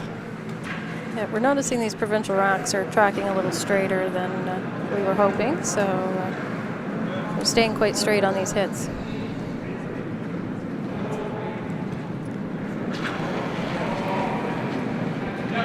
Nice controlled weight over the stone so the sweepers can have a little bit of input. Gets the nose hit and lies 3. Gray once again facing blue granite all over the place in the house here, just like the last in, and ended up Sweeney got a steal 2. So yeah, really wants to try to get a roll in behind some of these rocks and get some cover. Even if he sits number 2, he could potentially set up himself for a deuce. hasn't been an easy morning here so far for Gray. Team Sweeney out of Yarmouth have really put the pressure on this team and hasn't really had the easiest of shots. It's seems like every shot for him has been like a difficult one to get out of like harm's way, I guess. Hard for the skip to get in the hack every time, and all the rocks in the rings aren't your color. As we are into the skip rocks here, this is the first of 2 here for Gray, who has the hammer here at number 5. Light brushing there from Noss and Arnberg He actually bumps to yellow, splits things up, and will he do it enough there to be second shot? No, it'll be third shot. Yeah. Third and fourth, so first and second belong to Sweeney. But safest play would be go over that Yellowstone, even though it's fourth shot, because the thing is that you have that jam possibility of that blue one, so you try to get rid of the yellow. You could risk losing one of your blues. Yeah, it certainly also wouldn't be. Could completely ignore them and just put a guard up as well. The idea is to make the opposition take one this end so you can get the hammer back. Right now it'd be very difficult to get that single point with the way the Blue Rocks are sitting. 20 minutes and 30 seconds and counting's here for Team Sweeney, so the clock not continues to go for them.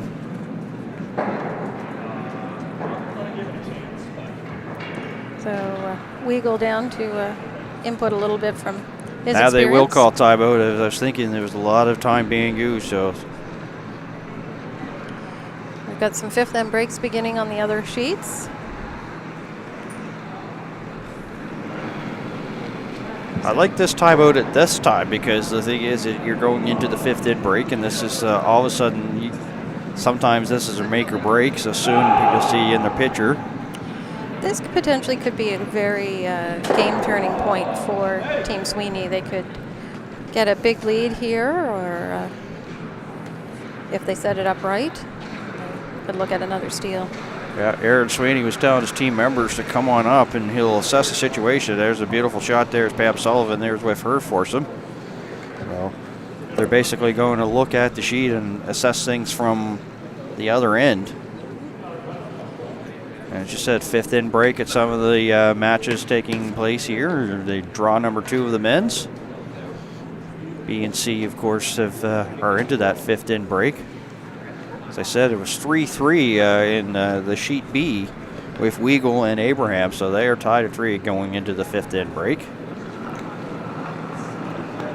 And not to sound like a broken record, it's 3-3 as on sheet C too. That's of course our game, or the game that John Simon and Chris Mosier are. And we're back at sheet D here on a timeout here, and this one is at 3-1 here, Sweeney over Gray.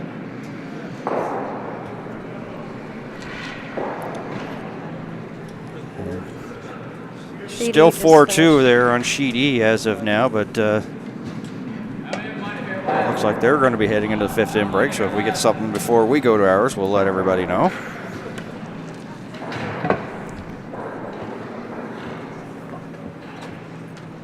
Based on the body language, and looks like Soklik maybe gave up a little bit more points than he chose to desire, and so we'll update you on that one. That's on sheet E. But here's Logan Sweeney here with the last rock vote hammer here at end number 5.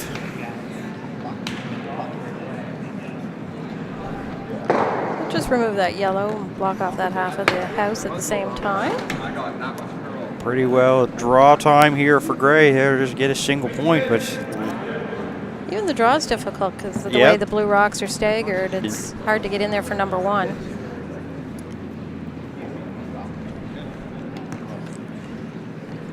His third shot, Gray is, of course, 1 and 2 belonging to Sweeney. 1, 2, 4 belonging to Sweeney. We're only at the midway point, so for Team Gray, if they could score 1 and keep the score close, it wouldn't be a bad thing. I do believe he's trying to get the 2, though, and bring it to a tie game at the break.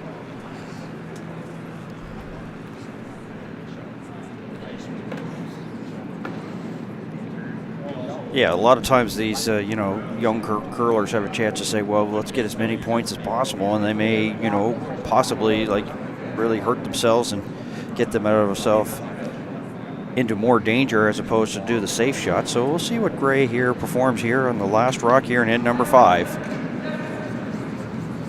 Right away, Arnberg and Noss scrubbing right away, and Skipper telling them to whoa. Yeah. And it's going to be another steal 1. So it'll make it 4-1 after 5 ends of play, and Team Sweeney definitely having a better bounce back game for them, Karen. So we're going to take a break here. We'll be back here with 6th end coverage here as Sweeney is on top 4-1 over Gray here at day number 2 of the 2017 AMJ Campbell Nova Scotia Junior Provincial Curling Championships here on TV1.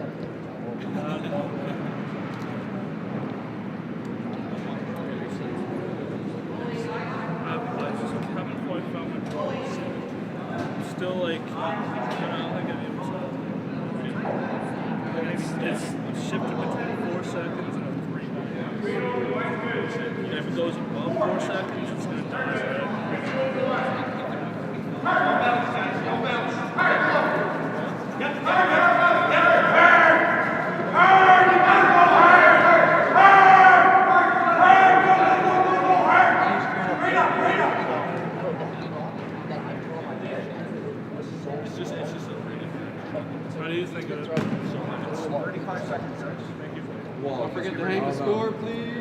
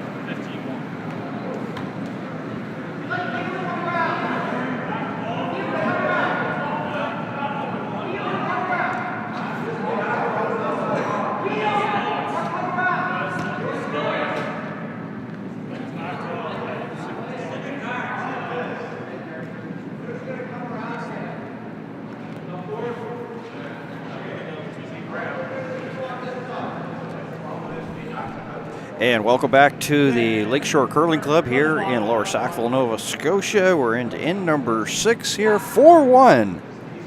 Logan Sweeney leads Justin Gray. My name's Dan Hobson. I'm joined alongside here by Karen Skiffington. Of course, she's also one of the tournament organizers. As I said, she'll be going in and out here throughout the broadcast for us. We're delighted to have her here for the call of this one. Of course, both these teams came in at 0-1, and so far, steals have been the story. Sweeney has stolen 3 points. Back-to-back steals in 4 and 5. And it's pretty well been the difference maker here so far in this one, as Gray will have the hammer here once again in 6, and he's throwing the yellow stones. Of course, this is day number 2, draw number 2 of men's action, getting you up to date on what's going on around the other sheets. Sheet A, not going very well here for Team Sokoluk out of Sydney, as they are down to manual after giving up a 3 spot there just before the 5th in break. Kind of knew that the Sokoluk Forsen weren't too happy going to break. Sokoluk out of the Mayflower Curling Club, my apologies here. So the Mayflower Curling Club came in 4th ranked, and they're having a tough go in the battle of Mayflower Curling Clubs. Sokoluk and Manual, it is 7-2, and that is on sheet number E.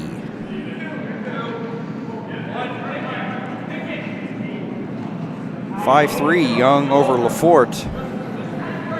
That's on sheet C. John Simon, Chris Mosier have the call for that one. Weagle, of course, came in number 1 ranked in the rankings out of the Chester Curling Club. So they are tied at 3, so that's still tight.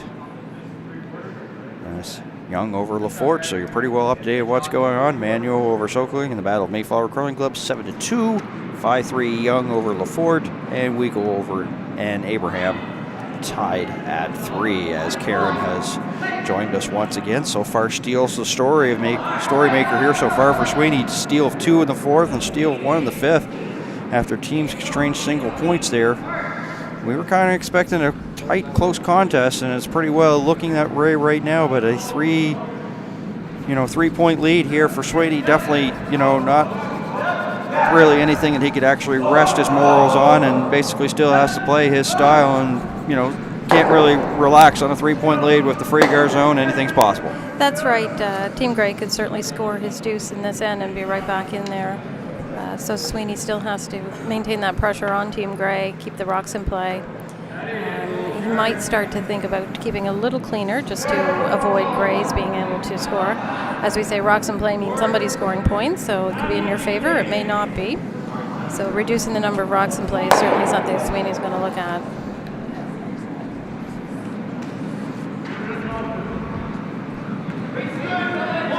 Here we are in number 6, and into the second stone. Here's Nick Doucette.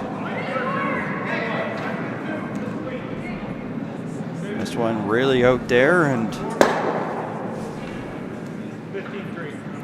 bit of a nose hit, and the shooter rolls out. So they'll hit and roll, and one blue one there belonging towards the back there to Team Sweeney.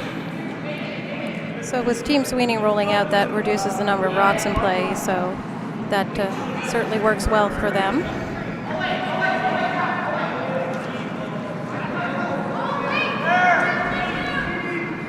Mackenzie Noss, team second here for Gray.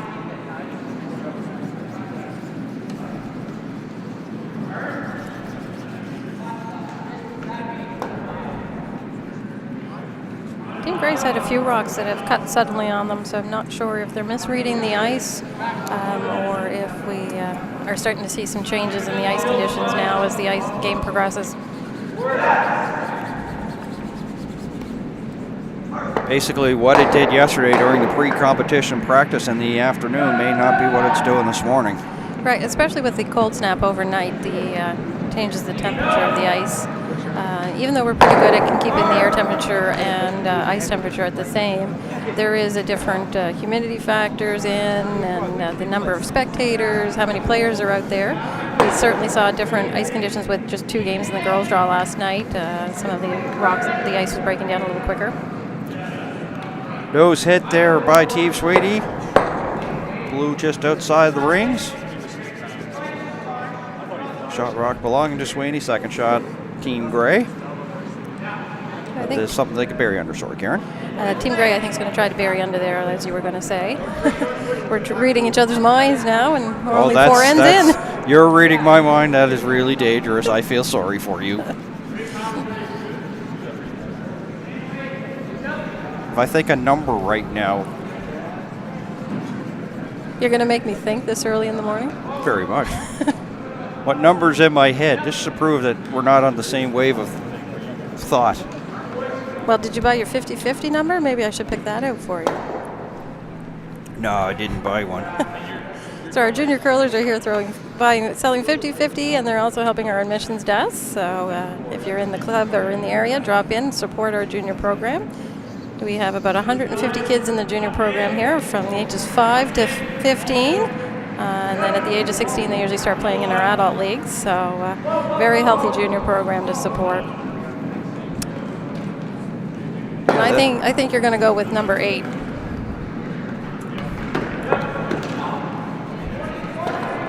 It was one of my 5.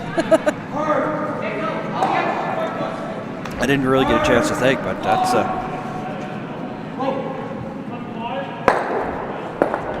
gets some little rock separation towards the back, and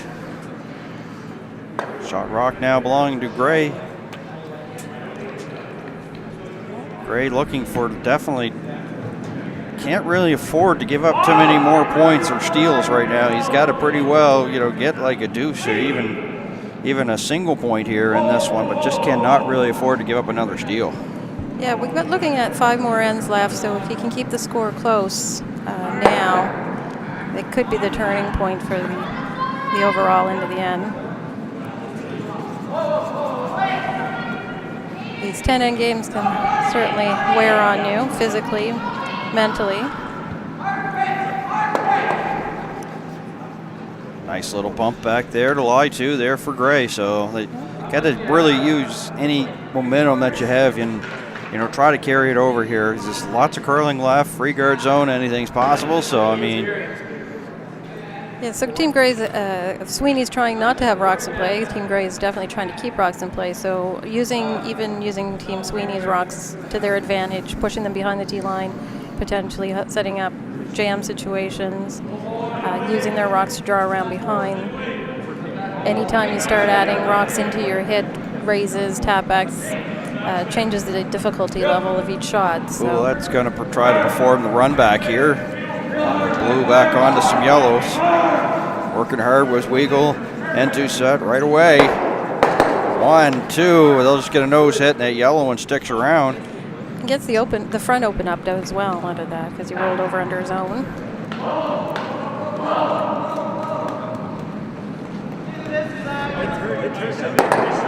As you say, it opens up the side of the sheet there for them. So Team Gray tried to draw in around behind the blue here.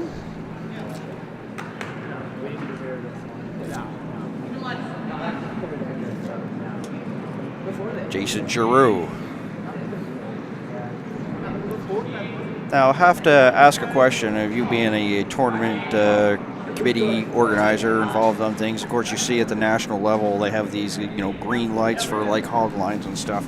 How do you do it for a championship like this? Because they don't have that, sophistication on the rocks, but you have a tournament official that's just watching with like 3 other sheets going on at the same time, not just this game, but 3 others. How do you keep an eye on that, for purposes like that? Yeah, for the most part, the players are very good at ensuring that. So for the non-curlers out there, the rocks that you're talking about is to ensure that the rock is released before the hog line.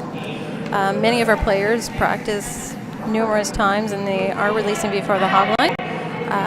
We have 2 officials here this week. One is always out in the ice shed monitoring everything that's going on. If there is a concern from a team, the umpires are certainly approachable. You just mention it to the umpire, and they'll make sure that it's monitored. And if there is a concern, then hogline 2 officials will act as hogline officials, and they will monitor that. Calling a hogline violation is difficult. You need to have consensus between 2 judges for that. Skip rocks here in number 6.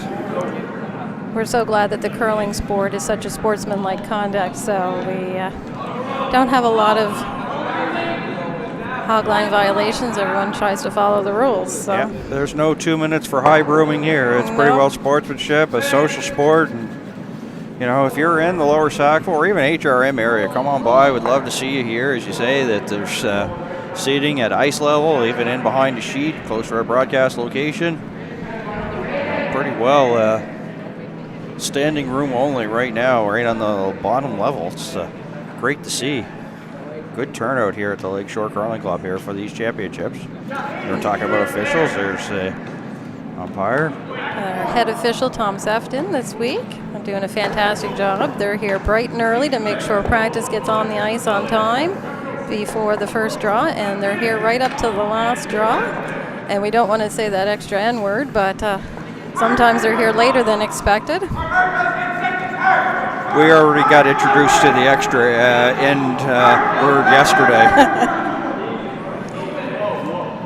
I think we try to cancel it out by saying game done early, but we certainly don't want to see teams end early. We want to see great shots by all teams and good close games. Yeah, we've got a lot of shrapnel here in the house here in number 6. Yeah, the path through to the edge of the 4-foot, though, is still open for Team Gray.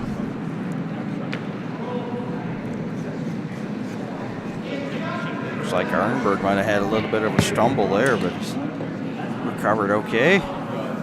So far they have not laid a brush to this. Arnberg and Noss. Jams the yellow, pushes the yellow back, and the blue goes as well. The still first and second shot here is Gray. It's not really too much of a disastrous shot for them. But Gray looking pretty good here for definitely a multiple score for sure. Yeah, Sweeney is going to remove one of these yellow stones. If he can roll over, it would make a more difficult shot for Gray, forcing him to draw the 4-foot. If he hits and sticks here, he will leave another hit for Team Gray. So always trying to get your opposition to throw the hardest shot, reduce the likelihood of losing too many points against you.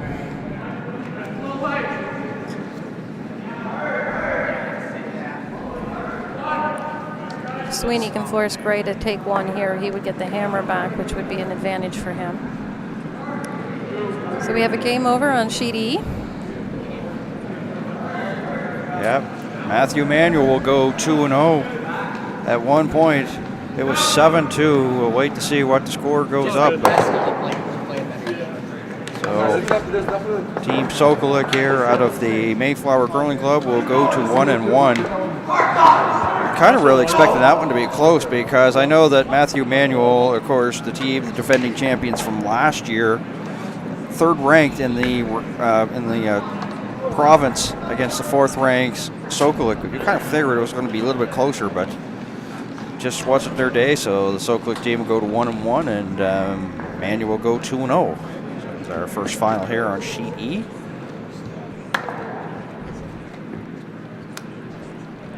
So Team Sweeney attempted to remove one of Gray's stones, just slipped past that and took out the back rock.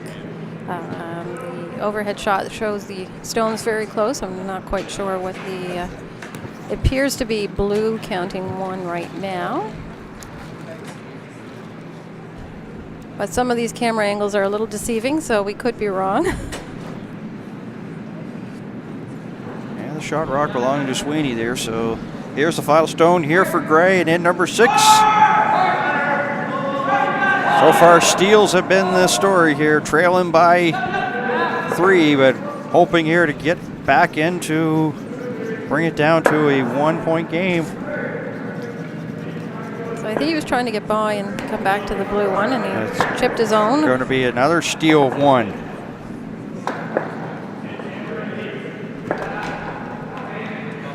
So 4 points as a result of the steals here so far.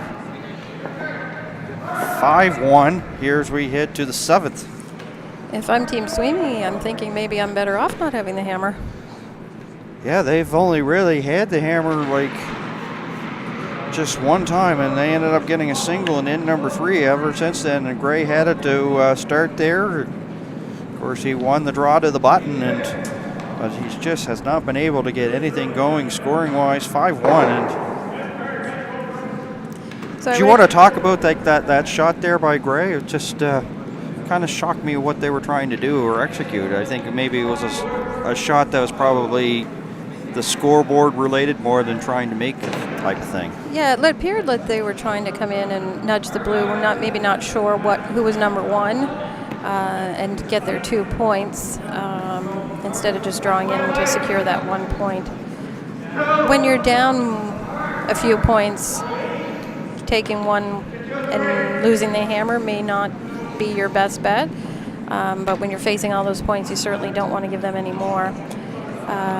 So this end, I would expect Team Gray to get some free guard zone stones in play, corner guards to anticipate getting a deuce this end.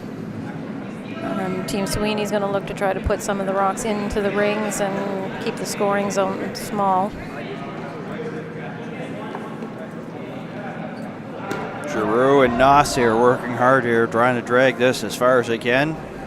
Can they get it over the hog line?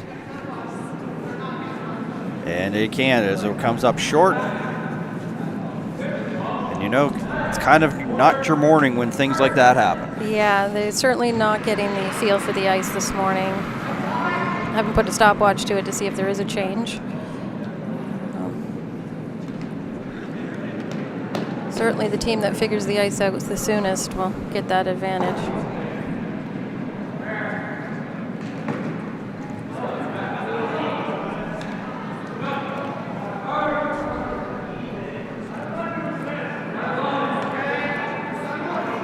Seven 7-3 now for Team Young over Team Lafort on sheet C.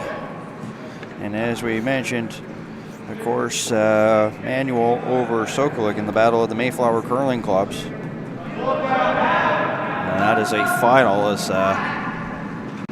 3 in the 4th, 3 in the 5th, a single in 6, and a single in number 2. 8-2 the final there on sheet E. As Manuel goes to 2-0, Sokolik falls to 1-1. Looking at sheet B, why Arenberg throws his other one here. 5-1, of course, Sweeney leading Gray here on our feature competition. So it appears we're hitting here.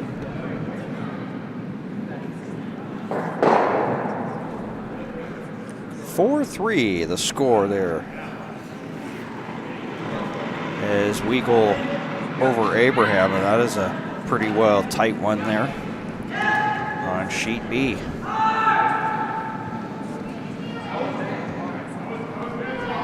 Into 7 here we are, and this is Nick Doucette, the Yarmouth Curling Club.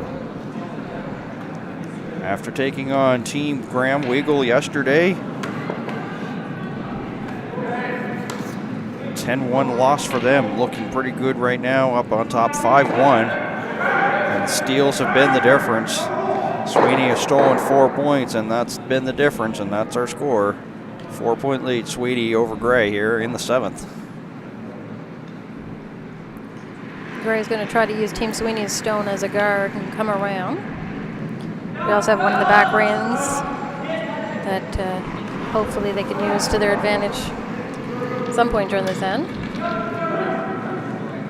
Well, the strategy sort of changes as you get closer, and the thing is that for Sweeney, he'd love for Gray to get a single here so that he could have a hammer here probably in the 8th, and maybe get another couple pairs. Of course, that's falling ahead of the procedure, but what that means is that he definitely wants to, make sure that he can have the hammer and, going home in a good position for the remaining 8, 9, and 10 ends. Yeah, and then the ideal strategy, you'd like to have the hammer on the even ends. Yeah. That guarantees that you have it in the 10th end. Doesn't always work that way, as we know. It is the other team's trying to do the same thing, of course. Yeah. Here is Doucette once again. Let's talk about this team here from Yarmouth. They have looked pretty good from the opening going here this morning. Like, not really much in terms of any real particular disastrous missed shots. Yeah, we talk about the team communication, the mental training that they go through some of these teams. You can see the focus on these 4 boys. They're all in tune with each other. They're executing well. Team communication, they're all on the same page right now, so it's really working to their advantage. Yellowstone, lonely one belonging to Gray here with the hammer here in 7th. Opportunity here for Team Gray to set up their deuce with Team Sweeney removing their own stone. Yeah, we were just saying about how well they curled and then gave them the old curling jinx there and hit their own stone out, so looks like they're going to guard the yellow stone that they have. But this one looks like it's going to run a little bit deep.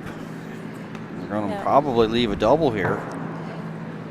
But it will sail towards the back. Yeah, so the farther back that they can take it, the more space, the more difficult to double. Sometimes that's when you get a double you don't plan on having as well. So Team Sweeney just looking to take this front one off. It's the danger stone right now.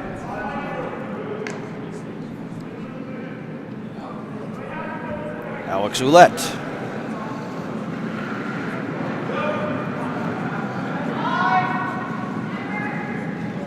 Already Weagle and Doucette working hard. Now they let off. And the raise of the broom says they're happy, and Weagle gives a light brush there towards the blue stone and rolls out towards the top 8. To sit number 1, I think. Shot rock looking at what we see there, beautiful shot.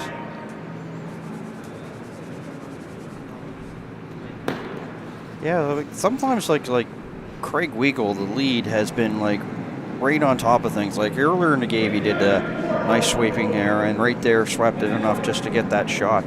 Get it to the shot rock. So yeah, very aware of what's going on at all points during the shot. Aware of teams' plan B, potentially shots. Good awareness overall within the house. I believe he has played back end on other teams. Back end being third and skip. So he's used to being around the rings, knowing what's a good advantage to just get that extra little bit out of the shot. Corner guard that's a whiter, and see a little bit of white ice, and while he looks at it there, it looks like that it's in the house, but that's going to be one of those in-betweeners right now.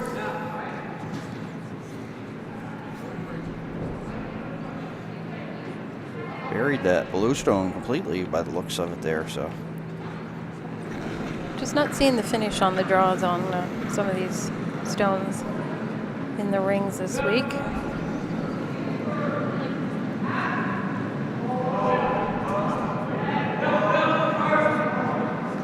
On, off, on, off. We all know what that means. If they're close, they'll remove that yellow one towards the back. It avoids the jam on his own. So very nice shot. Sitting 3 right now is Sweeney.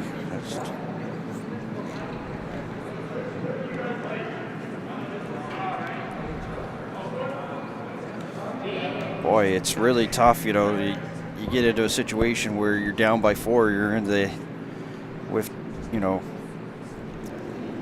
skip Justin Gray, and he's thinking, what do I have to do here? It just seems like the Sweeney force are just not missing much. Yeah, you sometimes get to the point of the game where you can curl 100% and not seem to get ahead because the other team's doing the same thing. So Justin's got to be thinking draw, draw, draw now with the scoreboard dictating his play now. This one, well, he had some backing there, so he bumps the yellow out. It gets to be the shot stone for the meantime. Kept some of those blue rocks, might make it a little more difficult for Sweeney to remove. in behind the tee line, so.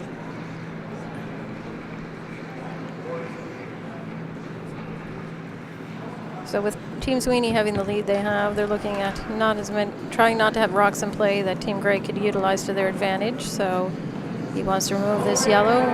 If it's behind the tee, he doesn't mind rolling out either. First objective would be to remove the yellow stone. Well, when you're in the driver's seat, you like to make these shots when you're in this situation. As we're in Skip Rocks here in 7. Logan Sweeney and the team out of the Yarmouth Curling Club. Hopefully the people down in South Shore watching, cheering, and loving this performance. They remove that yellow stone, and they do get a roll. Back 8. Very nice roll there. He sitting 1, 2, 3. Yeah, very nice roll. He moved over to the far side, so if Team Gray wanted to use this as backing, it is quite a ways back. So Team Gray is going to try and tuck one behind the yellow and the blue over on the left-hand side of our screen.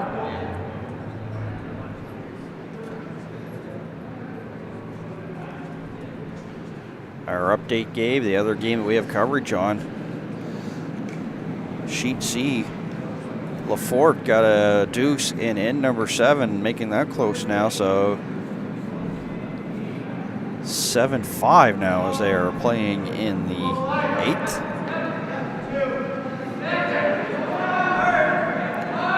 First of 2 here for Gray. Going to bump that yellow one. It's going to remove any doubt now that it is definitely in along with that one. Right now, shot 1 and 2 belonging to Sweeney, and 3rd and 4th Gray. Roulette and Gray having a conversation of where to decide where they want to put this. Thing is if you've got your opposition sitting 2 right now, you don't want to really put this one in a spot there for a hit and me leave a possible 3, but. Yeah, so Logan really wants to put it in a position where it'll force Justin Gray to score 1. So does he do that top 12? Does he do that over on the 4-foot? Appears that he's looking at top 8 in that area. Force him to draw the 4-foot. If he sits top 8 and made a nose hit, the other blue stones will come into play, and he may not get a point out of that. So definitely wants to force him to draw.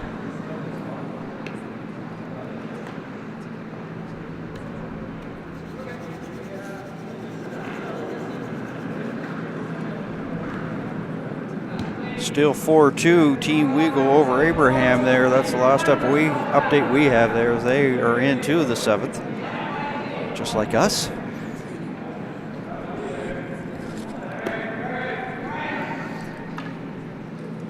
Weagle with his head down. Doucette there just along for the ride. Now we'll sit there, and now they lie 3. All in the 8-foot area. That was a very well-placed stone, because if Justin wanted to hit that, he wouldn't get number 1 or number 2 out of it. So it really forces him to draw. He does have almost the full 8-foot, a little bit better than the full 8-foot to get that draw into. So skipper's got to put her on the pin, I guess.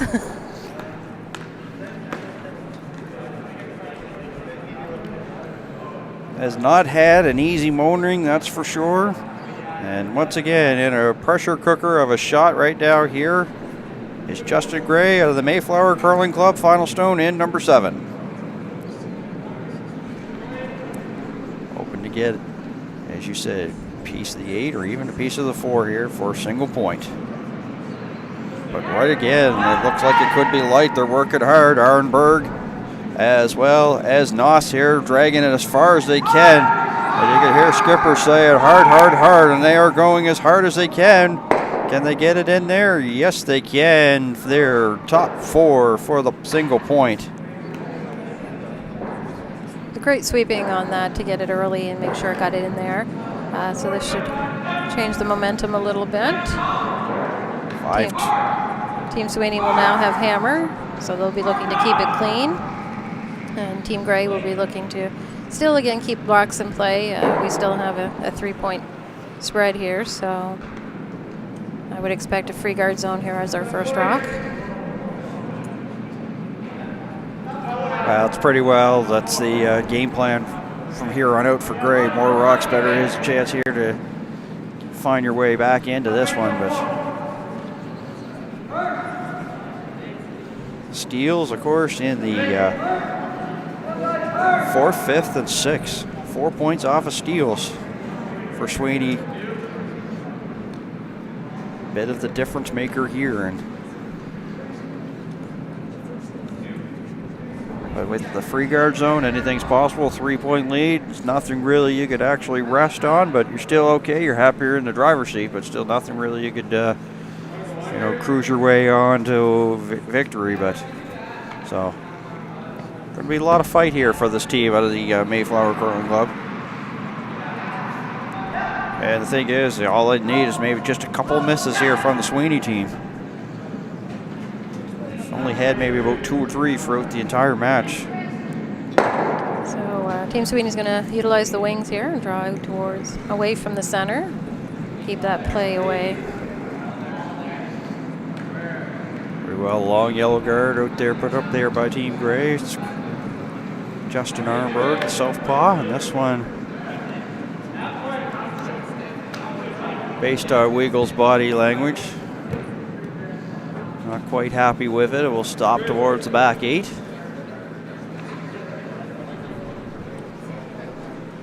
And of course, Gray says, well, you guys are going to come into the house. I want to get more rocks in play.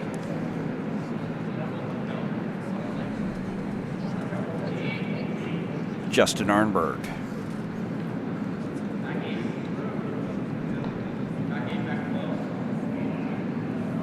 Boy, he had a couple of close scares here. It's like Arnberg almost slipped there. It's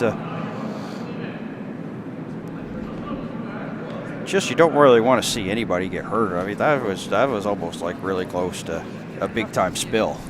Yeah, definitely. And of course, you're not sweeping right if you're not in the position to fall. So there's always the worry of slipping and falling. And then we do that with a slider and a gripper. So. Well, the best case that ever happened for it, he was sort of going to fall after it was well released, so it wasn't going to really affect his path or delivery. That's the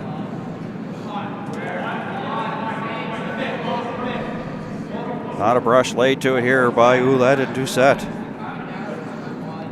Get some backing here so they can go back to the yellow.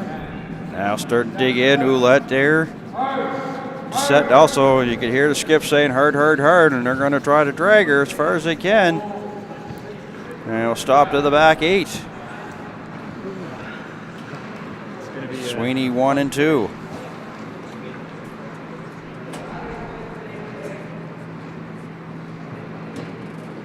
Very patient skip in Logan Sweeney, ignoring the yellow and just setting up his deuce. So.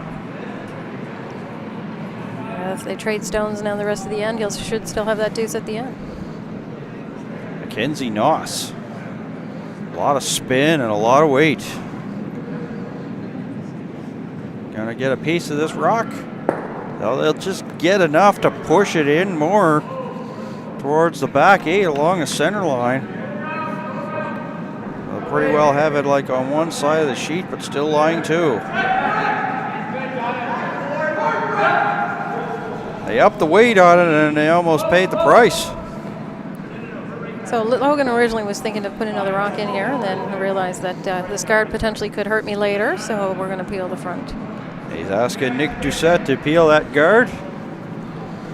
Throws the big weight and not afraid to throw the big weight here is Doucette.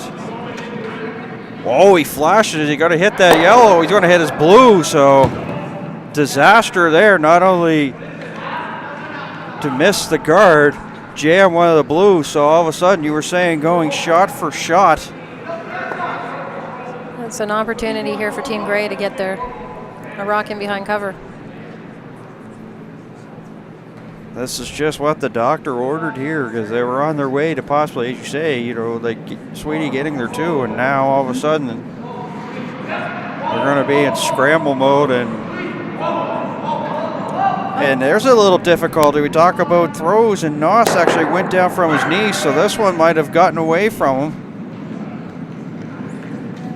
Door open, and maybe the door was pushed shut there by Noss, and having difficulty. And you can see that in the back there, both the sweepers there trying to salvage something out of this shot here. Yeah, the sweepers there try to salvage the shot, and some others up there looking at the hack.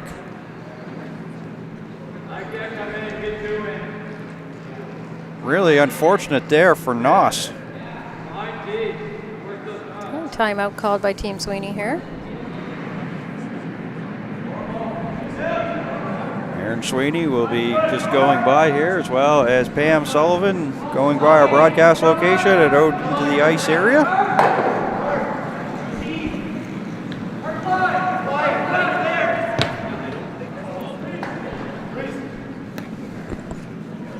See that it's a little bit of dejection here from the Team Gray here. Just all of a sudden you think we have a chance to, capitalize on it, on the door being kicked open here by Sweeney on the Doucette big miss and removing his stone. And we take a look at Team Gray, Pam Sullivan in the red jacket there.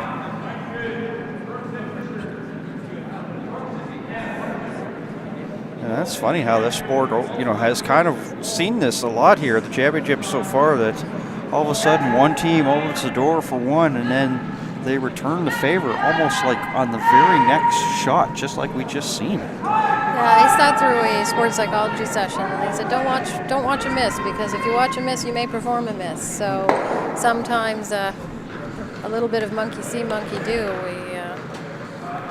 If we're playing well, we want to make sure that we're watching good shots and make sure that we're focused on ourselves, your team, and. So after a discussion here with Coach Sweeney, Team Sweeney has elected to remove that front stone.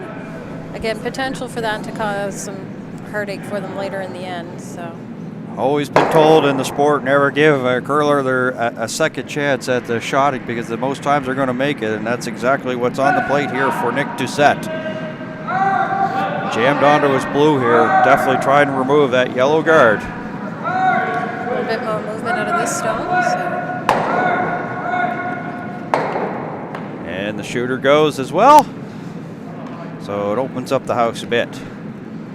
That's a good bounce back shot here by Doucette. Miss? What miss? Exactly. Pretty much. So Gray will try to replace that guard.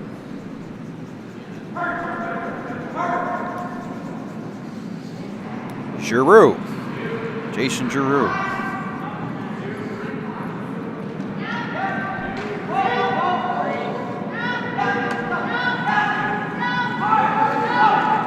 Would be interesting if you talk to the teams afterwards, find out if there's something wrong with the hack down there for Noss to almost really lose his footing and then be on his knees, and really took a lot out of his potential shot. So see what might have happened there. There's like a pick in the sliding path or something. Just never seen a curler go right to his, right on and then down to his knees like that. Yeah, it may not not only just lose one foot, but both. Yeah, it may not have had his sliding foot quite under him when he went forward either. I didn't get a good look at the delivery prior to the slider foot coming out from under him. Now the guard's removed, the shooter as well.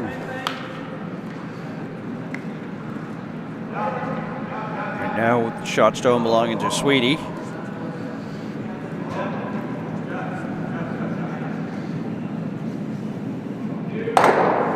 There's we're into the third rocks here in the eighth end.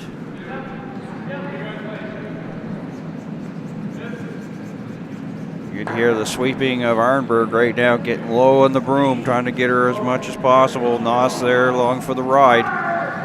See the new curling sweeping style. It usually see it in the past, both curlers, both front end sweeping. These days sometimes you only see one, and the other one is just along for the ride and is basically there just to see if it needs to be drug a little bit further.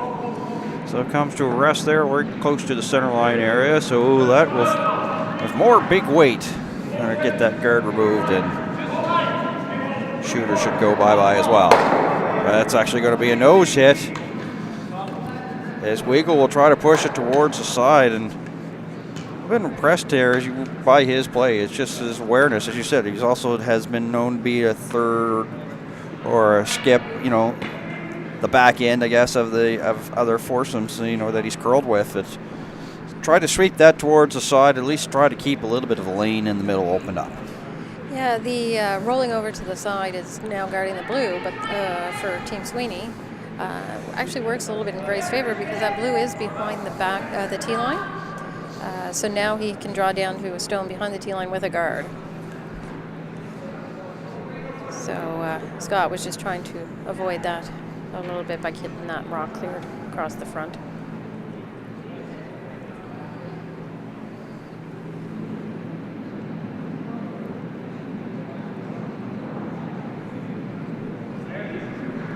Gray with hammer here in 8th. Arnberg once again getting on it.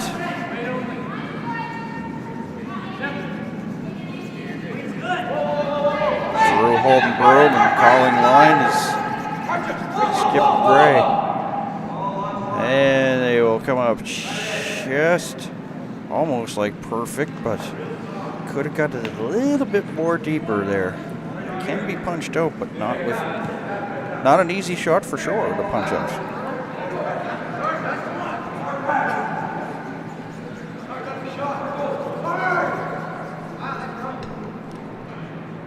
I didn't see what he's going to play here, Karen. It appeared that he was going to follow him down, just sit right back down on top. So there really shouldn't be any surprises. Know what the weight was. So pretty well the advantage here, as you say, of falling down, knowing what you need to do and the exact weight, positioning of the broom, amount of ice you need to take.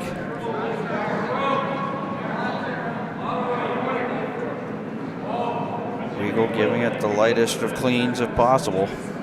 Out there on its own. Now Dusuit gives it a little bit of a brush. Going to get a piece of anything. Gray right there, it just kisses that rock and bounces there, so it'll be second and third shot for Sweeney right now.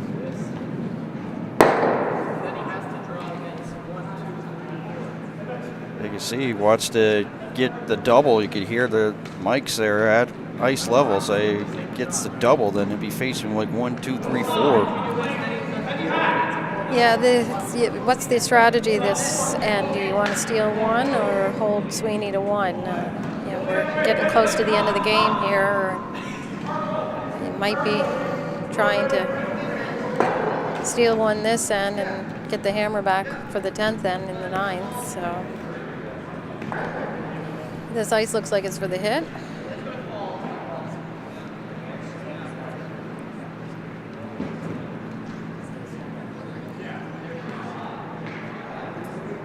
Let's say the maturity of this level has been fantastic. It's, you get a situation where you may get maybe a little bit greedy and want to get more, and then you decide to go with the safer shot. Actually, Gray's not going to have went down to the hack and probably didn't see something that he likes, so they're going to have a little bit of a chat here with Giroux.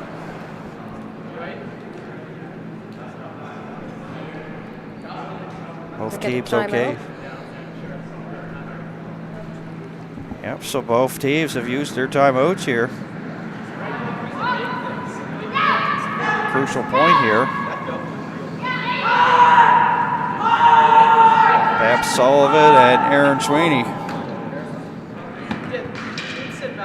After this timeout are pretty well spectators the rest of the way, as both teams have used them up.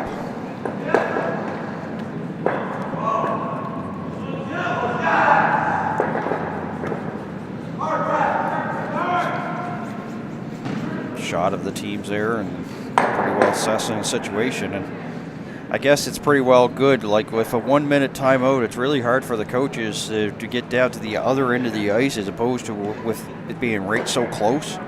they could actually, like, say, look, well, this is here sort of thing, as opposed to other ways. Yeah, we saw that earlier when Team Sweeney had called the timeout. The coach had gone out, indicated to the team, come on down here. I'm not walking all the way down, so to say, and discuss the shot. And now the team that has called the timeout, the coach is permitted to go to the other end if the play is at the far end. But it does cut into some of their timeout to take the walk down. Well, it is. They have a minute, and it probably takes about maybe 20 seconds to get down to the other end from where their coaching box is, or the coaching box, or they get a chance to really be close to our broadcast location. It's just, if it being here, it's so close, so all of a sudden the hand's up in the air, so we get close to the timeout coming to an end, and both coaches now will make their way right by our broadcast location and back down to their comfy chairs and basically get a chance to watch it the rest of the way. So it looks like they've elected to draw in for a second point here, or set up something for his last rock. Really make it hard here for Sweeney to, get other than just a single point.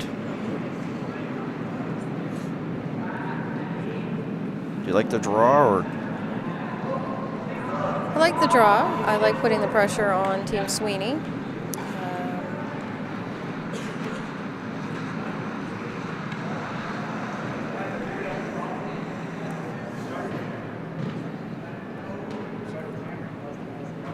It's late in the game. The other rocks out around the 12-foot aren't really coming into play. We're just looking at keeping the score close.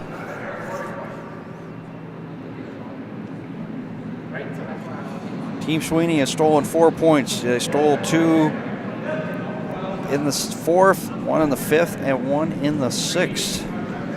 Gray hoping here to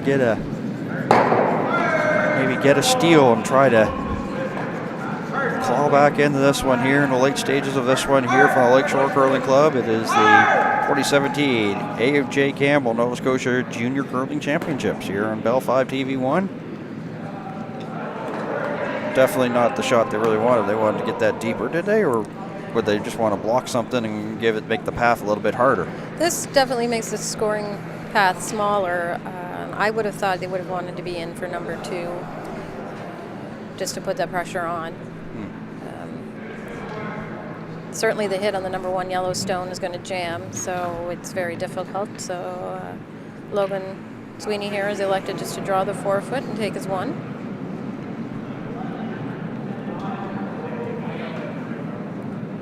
Which will put the pressure on Gray in 9 to make sure they get on the scoreboard.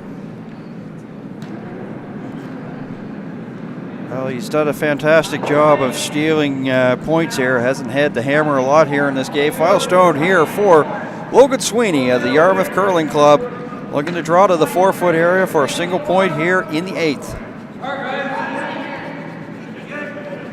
Doucette and Weagle dig it in. You can see Skipper saying, get her, drag her, hurry boys, get on it. Is it light? It looks light. Be a steal 1. Not sure if anybody really wants hammer in this game. It seems like all the points have come by steals. 5-3 as we head to the 9th. Sweeney will retain hammer. Remind everybody, the 2018 Delight Tankard begins Tuesday, January 9th at 2 o'clock from the Dartmouth Curling Club. Catch all the action here on Bell 5 TV1. Stuart Thompson, Brent McDougall, Jamie Murphy, Kendall Thompson, Mark Dacey, Mike Fleming, Greg Power, and Chad Stevens, all battling to represent Nova Scotia at the Briar. And we look forward to the coverage there here on Bell 5 TV1. Fantastic field as usual for that event. Dying stages here of this one in the 9th inning. Sweeney, as you see, has a hammer in the 9th, throwing the blue stones. Alongside Karen Skiffington, my name is Dan Hobson. Glad you could join us here on TV1. Draw number 2, day number 2. Both of these teams came in 0-1. And definitely in a tournament format, definitely don't want to get that second loss. So pretty well some of these teams here fighting for their curling lives. As we take a look at Craig Weigel, the lead there from the Yarmouth Curling Club. So I think this end, Team Sweeney is going to look at either getting 2 points and increasing their lead, or they will try to blank and maintain that hammer into the 10th end. Team Gray is going to look to try to steal and potentially blank and be down in the 10th end. So if I were Team Gray, I'd want to try to get a couple points in this end and play the 10th with a little bit less of a deficit. Here's the southpaw Arnberg.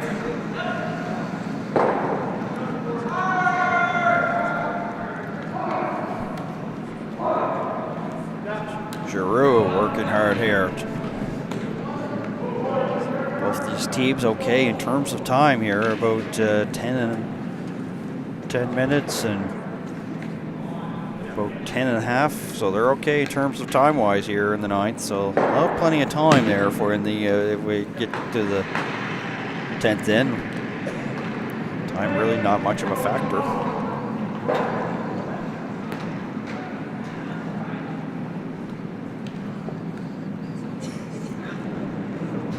So things start to get a little bit congested in front of the house. Here's Weigel. We're getting a little later in the game, so sometimes that slide path area in front of the house tends to get a little flat. The pebble wears down, so rocks tend to dig in and not track quite as we expect them to earlier in the end. And your case on point right here is this one is heavy. And this one was probably a little bit wider than that slide path, so. Stop towards the back 12.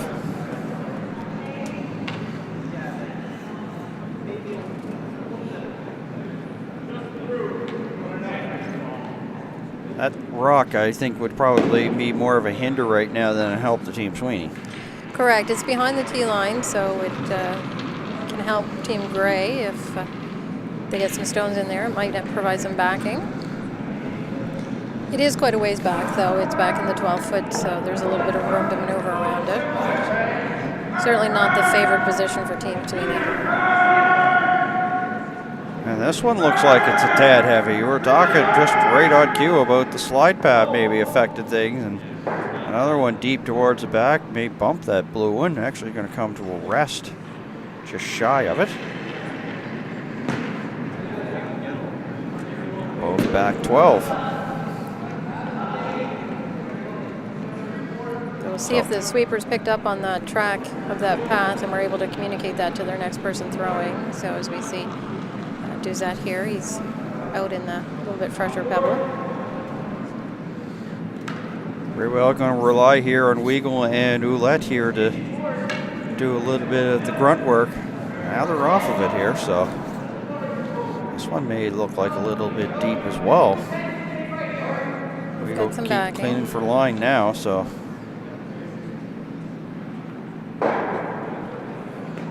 Comes to a rest there, just in the back 8 foot.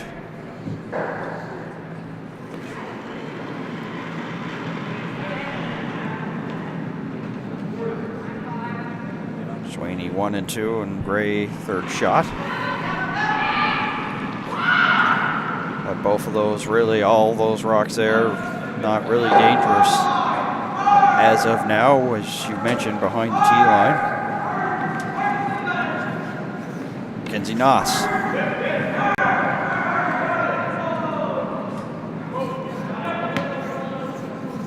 May kiss one of those guards up front, actually does. And spins it over, so all of a sudden the path towards center ice area is starting to get a little bit full of shrapnel in front.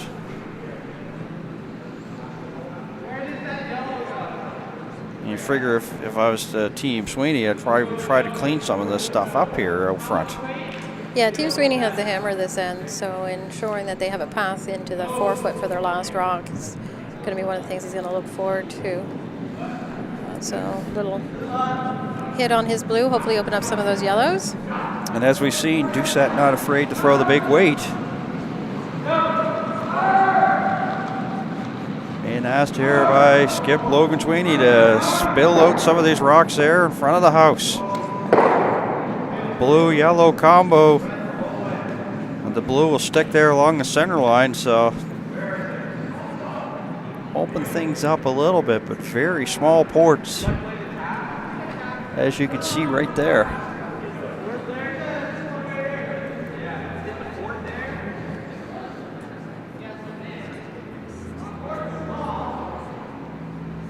Great thinking here. And of course, both teams have used their timeout, so they're on their own, and this is going to be a tight here, or a hard situation for coaches, is that they can't really give their input on this one the rest of the way. It's pretty well in the hands of the skippers from here on out. Yeah, so the team has to do a lot of discussion if they want to ensure that they're all on the same page. So it looks like here they've elected to tap back the yellow. Of course, if they move it out of the way, that would also work to their advantage as well. It'll open up that shot stone in behind. Jason Giroux taps the yellow. Will the yellow be raised towards the top 12? Yes, it can, right along the center line.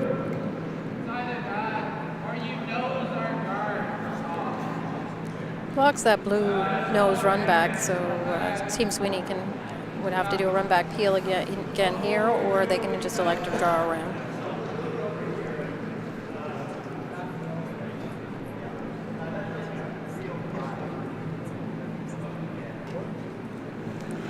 Alex Ouellette here in the 9th.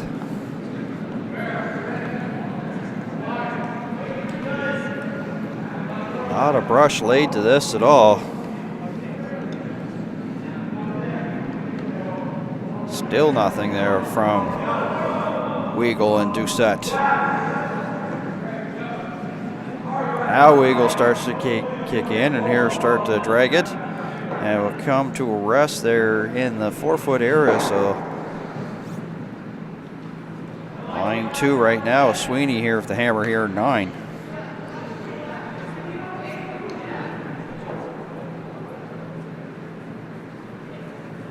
She's line 3 and 4th shot belonging to Gray.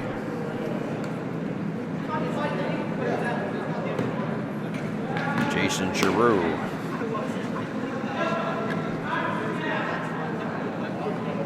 You can see the effort there being shown there by Arenberg. What a great shot that was. You know, his face is red and going as hard as he possibly can. He's helped here by Mackenzie Noss, and looks like this will come up a little bit light, but if anything, it will once again sort of give off the center line area, making it hard here for Sweeney to try to do any come-arounds, as that will come to a stop there just shy of the house.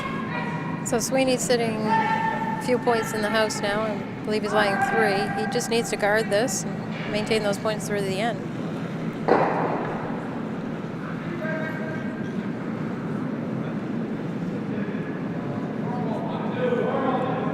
Yeah, Team Gray was kind of maybe hoping for Sweeney to take just 1, but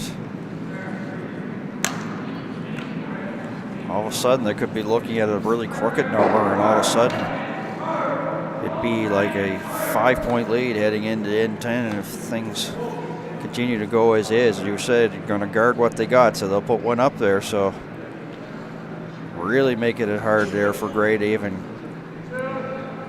get any access. Lots of granite there in the house this end. Yeah, so Sweeney's now forced Team Gray over to the other side of the ice. We haven't seen it yet this end. As we noticed, there was some stickiness in the slide path on the other side. He should be far enough out that he's in fresh pebble, but it's a little bit of an unknown for the sweepers and the thrower what the actual weight will be out here at this end.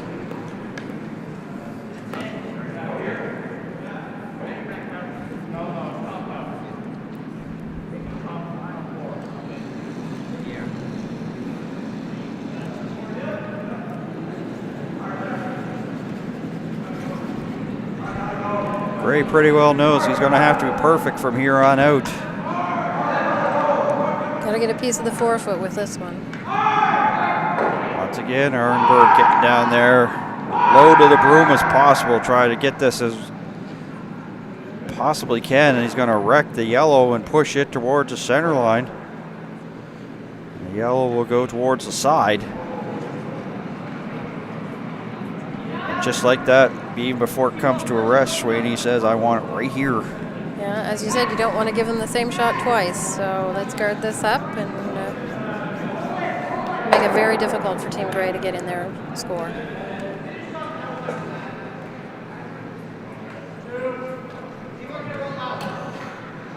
Give all credit here to the Team Sweeney here in this one. Of course, after this we'll take a browse at the other games taking place. Of course, we had our first final earlier here. Team Manual over Team Sokolik in the Battle of Mayflower Curling Clubs. 8-2 the final, the last we had. And they shook heads in the 7th.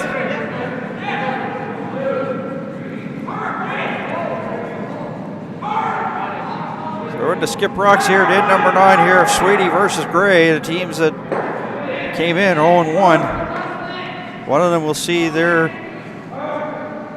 go to 0-2 by the time this one ends, and the other one will go to 1-1. Doucette give it an extra scrub, and Giroux and Gray, the G&G, I guess you could say. So not a lot of options. There is a yellow stone over on the far right of our screen. You could come off if you had to. There is a small port, so he may choose just to draw in, which is what it appears he's indicating. His first stone, having rubbed on the yellow, has moved some of the stones closer to center, giving him a little better scoring opportunity. But it is a small port. Has not been an easy morning here for sure. Every shot seems to be a bit of a tough one for him.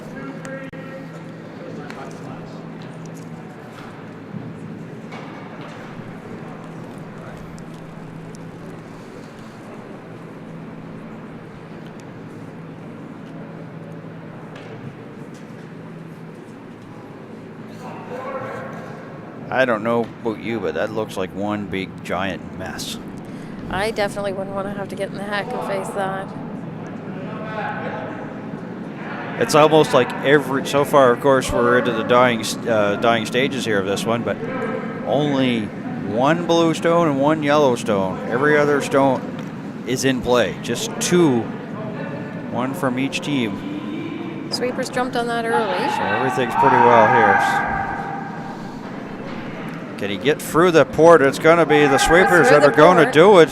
What's the weight? They're going to stick around to maybe even try to cancel out some of them. And a nice, that is shot rock. Just on the back of the button. Just enough to stay there. But boy, that's a team shot right there. Definitely good communication with the sweepers. They got on that early enough. They knew right out of his hand that they needed a little bit of help to get through that port. So now Logan Sweeney has to do almost the exact same shot and come down. If he can get a little bit of a tap on this, he may score 2. He only has to move the yellow rock a few inches to get 2 here. Well, he was looking at, of course, getting 3 and possibly, maybe, turning out the lights and the party's over and the curtain coming down on this one. But nice little shot here by Gray. Is not definitely, of course, had a chance to see the same shot, so can take the same path, but still not a gimme. A team shot here for sure with Logan Sweeney. Final stone here in end number 9. Going to try to tap that yellow back, come through the port for his deuce to take a 4-point lead, but definitely not easy shot for sure. So far, not a brush laid to it. Now just sat there digging in here. Trying to help the line on a little bit with this sweep in. They're going to hit the blue, and could be a steal here of 1 for Gray. As I said, any of these teams that have had hammer, I'd like to just say, I don't want it. Seems like most of the points here in this one have came off of steals, and another one for Gray. 5 4s we head to the dive, but Sweeney has the hammer here in 10, so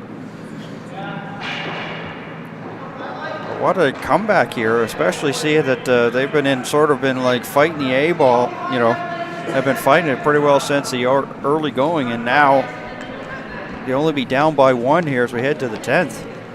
Yeah, both the teams, tenacity here of the foursome here of Justin Gray. both teams certainly putting the pressure on the skips to make those final shots. So all our games now in the 10th end.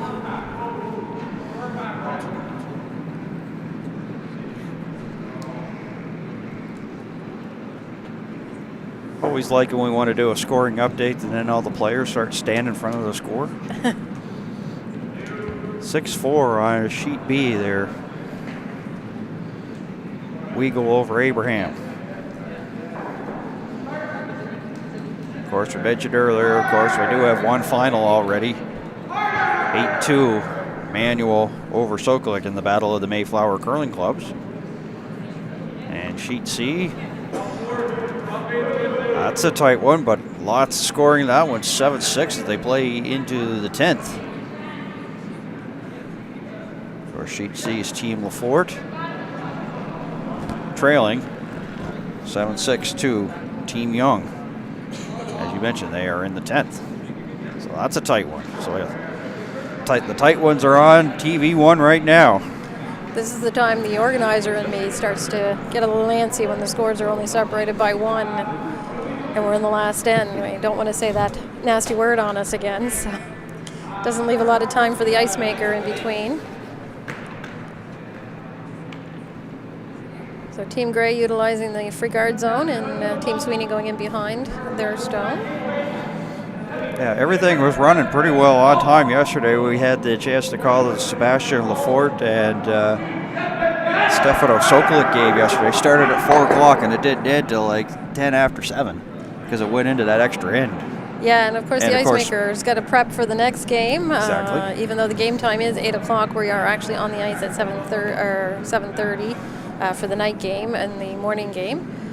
So our 12 o'clock noon, they'll actually be hitting the ice at 11:30 with their pregame practice. And then, of course, we do the draws to determine the hammer, so we know who's the hammer in the first end.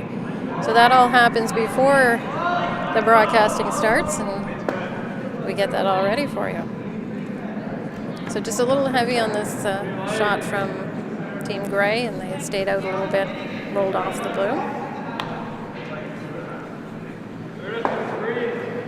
Yeah, this has been a real different one. It seems like since the 6th end, all of a sudden, you know, Gray has gotten like a single point, 7th, 8th, and 9th. The climb is way back into it to make it a 1-point game. So definitely the momentum on the side of Gray.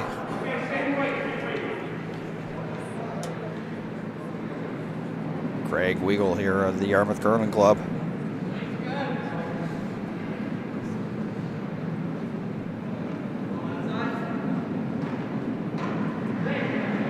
5-1 at one time. They've climbed back to make it 5-4 as Team Gray, and that's from the other sheet. You can hear the noise, so you know that they're close. It's actually Lafort there on their other sheet.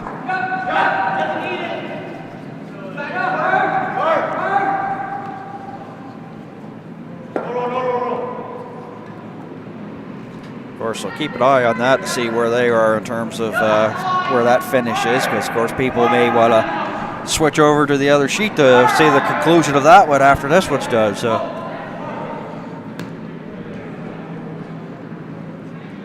Nas, well by. You gonna? The weight looks nice here to come up to that blue. Yep, it digs in, gives it a little kiss and a little bit of a bounce.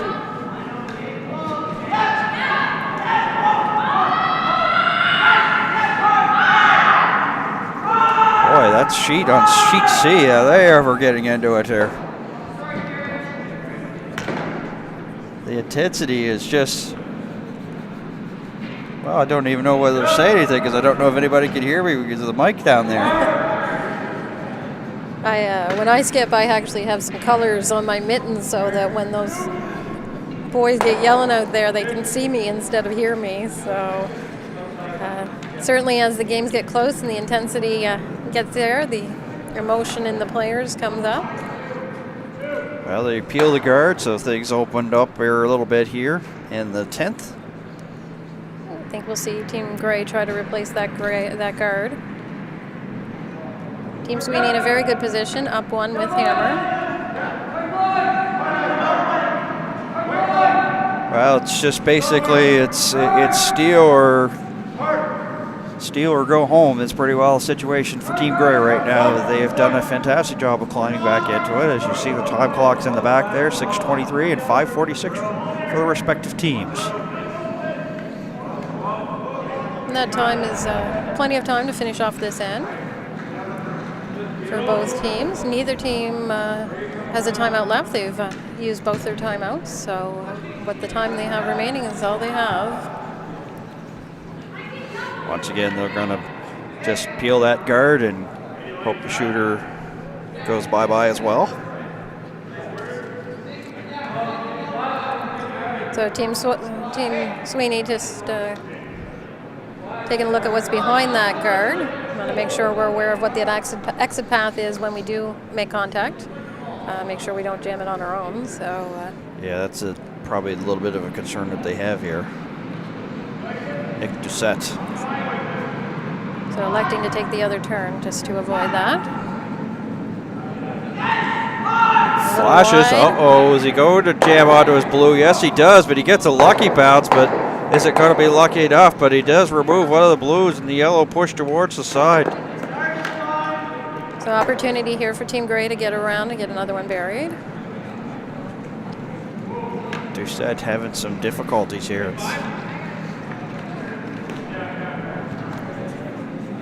Now for Gray, pretty well bury that one, but all of a sudden things look good for Sweeney. It's just gone by the wayside.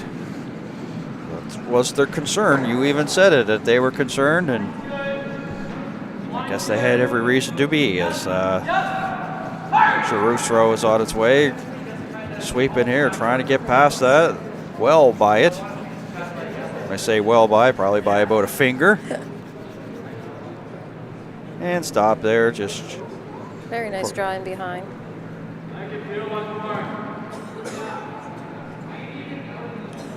Now if you're Alex Ouellette, just thinking about coming around and trying to remove that one and they're in the top 12? It appeared that they indicated that the top stone in the guard is the preferred rock to remove. And the right out of Doucette and Weagle. And they'll push towards the side and out. Shooter goes as well. Gray is lying too. Team Gray looking just to replace that guard again.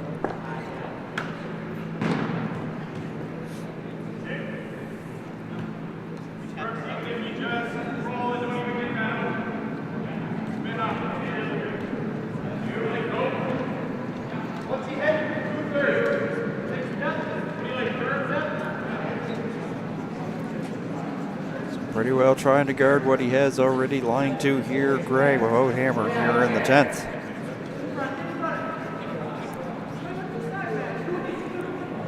But it's been pretty well a different game. The first half was pretty well all Sweeney, and he got a single point in end number 6, but Gray has been able to fight back and has scored single points in 7, 8, and 9. To make what was pretty well a comfortable game here for Sweeney, almost back to a nail biter once again. Big weight here by Ouellette. Just looking to peel that guard off again. Missed it, and now he's going to have option 2. Can he get rid of the other rock?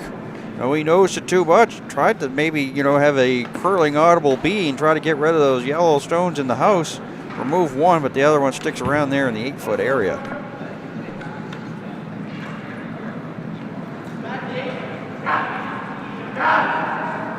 So pretty well trying to guard that one in the 8-foot area, or maybe split the rings. I think they're going to take advantage of the guard. They don't have hammer, so they want to try to keep all the play near the center as much as possible and keep that blocked off from Team Sweeney.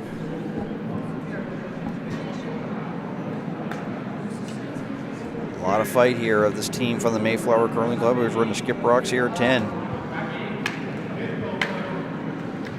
So far, Arnberg and Noss not laying a brush to this. Now Noss starts to. It looks like it starts to dig in. But it's going to be brought into the house. Is that going to leave a double there for Sweeney? It's thin double, but they're definitely looking at the options there, as that one ran deeper, and Logan Sweeney will make his way up the ice here and take a look there as Ouellette will hold the broom, and I think he might ask for a little bit more ice. And but definitely a missed shot there by Gray.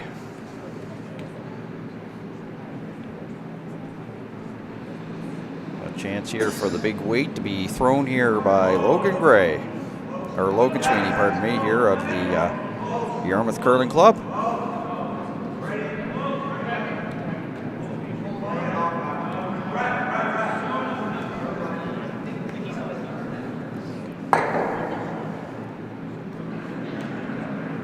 First of two on the way.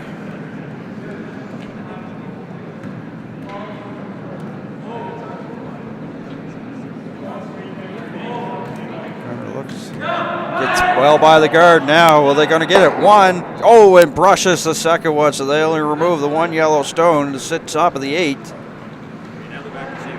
So that rolls them behind the long guard out front. First time when they said So now that blue stone, covered there by the yellow guard of Team Gray here.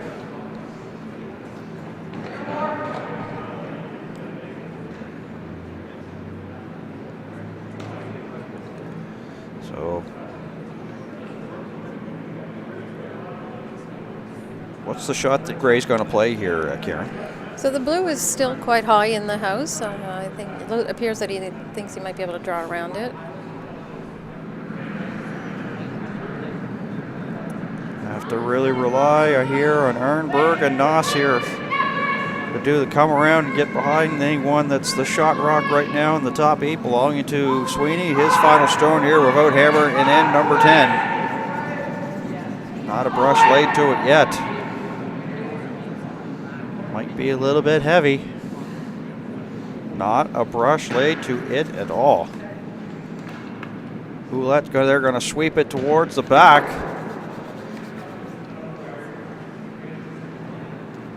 And looks like handshakes across the board there as Team Sweeney will win this one 5-4, and he doesn't even have to throw his last rock. So the team of the Yarmouth Curling Club, Logan Sweeney, Craig Weigel, Nick Doucette, Alex Ouellette, coached by Aaron Sweeney, over Justin Gray, Justin Ehrenberg, Mackenzie Noss, Jason Giroux, and of course, as we mentioned, Justin Gray, the skip, coached by Pam Sullivan of the Mayflower Curling Club.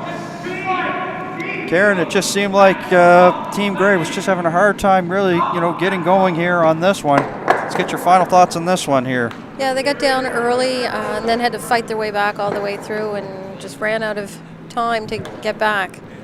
It's been great, my very first time out here commentating, so I thank everybody for tuning in and watching our games. We'll do a quick update on the other sheets. They're just wrapping up they're on Skips Rocks now on sheet B and C. If Dan wants to go over the scores over there for you, I thank you for tuning in. Yeah, we're getting a little bit of a wide shot here. We see of the matchup on sheet C, that is Lafort and Young. So if you guys want to tune in for that one, you could actually go over. John Seitman and Chris Mosier have the call for that one. So, of course, we will wrap up the scores. Of course, Manuel over Sokolik here. That was on sheet E. And Weigel Abraham are underway. So, get a chance to allow everybody who wants to switch over, they can do that right now. Quickly running up the scores. It's 5-4 as they play into the 10th on sheet B.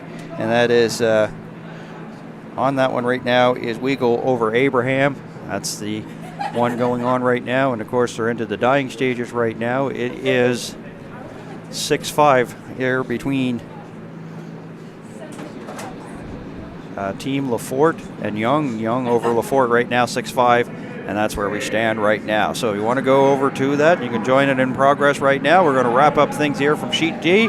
So from our broadcast colleague, Karen Skiffington, and the entire Bell 5 TV1 and our producer, Chuck Collar, my name's Dan Hobson. So long for now. Thank you for watching the 2017 AMJ Campbell Nova Scotia Provincial Curling Championships here on Bell 5 TV1.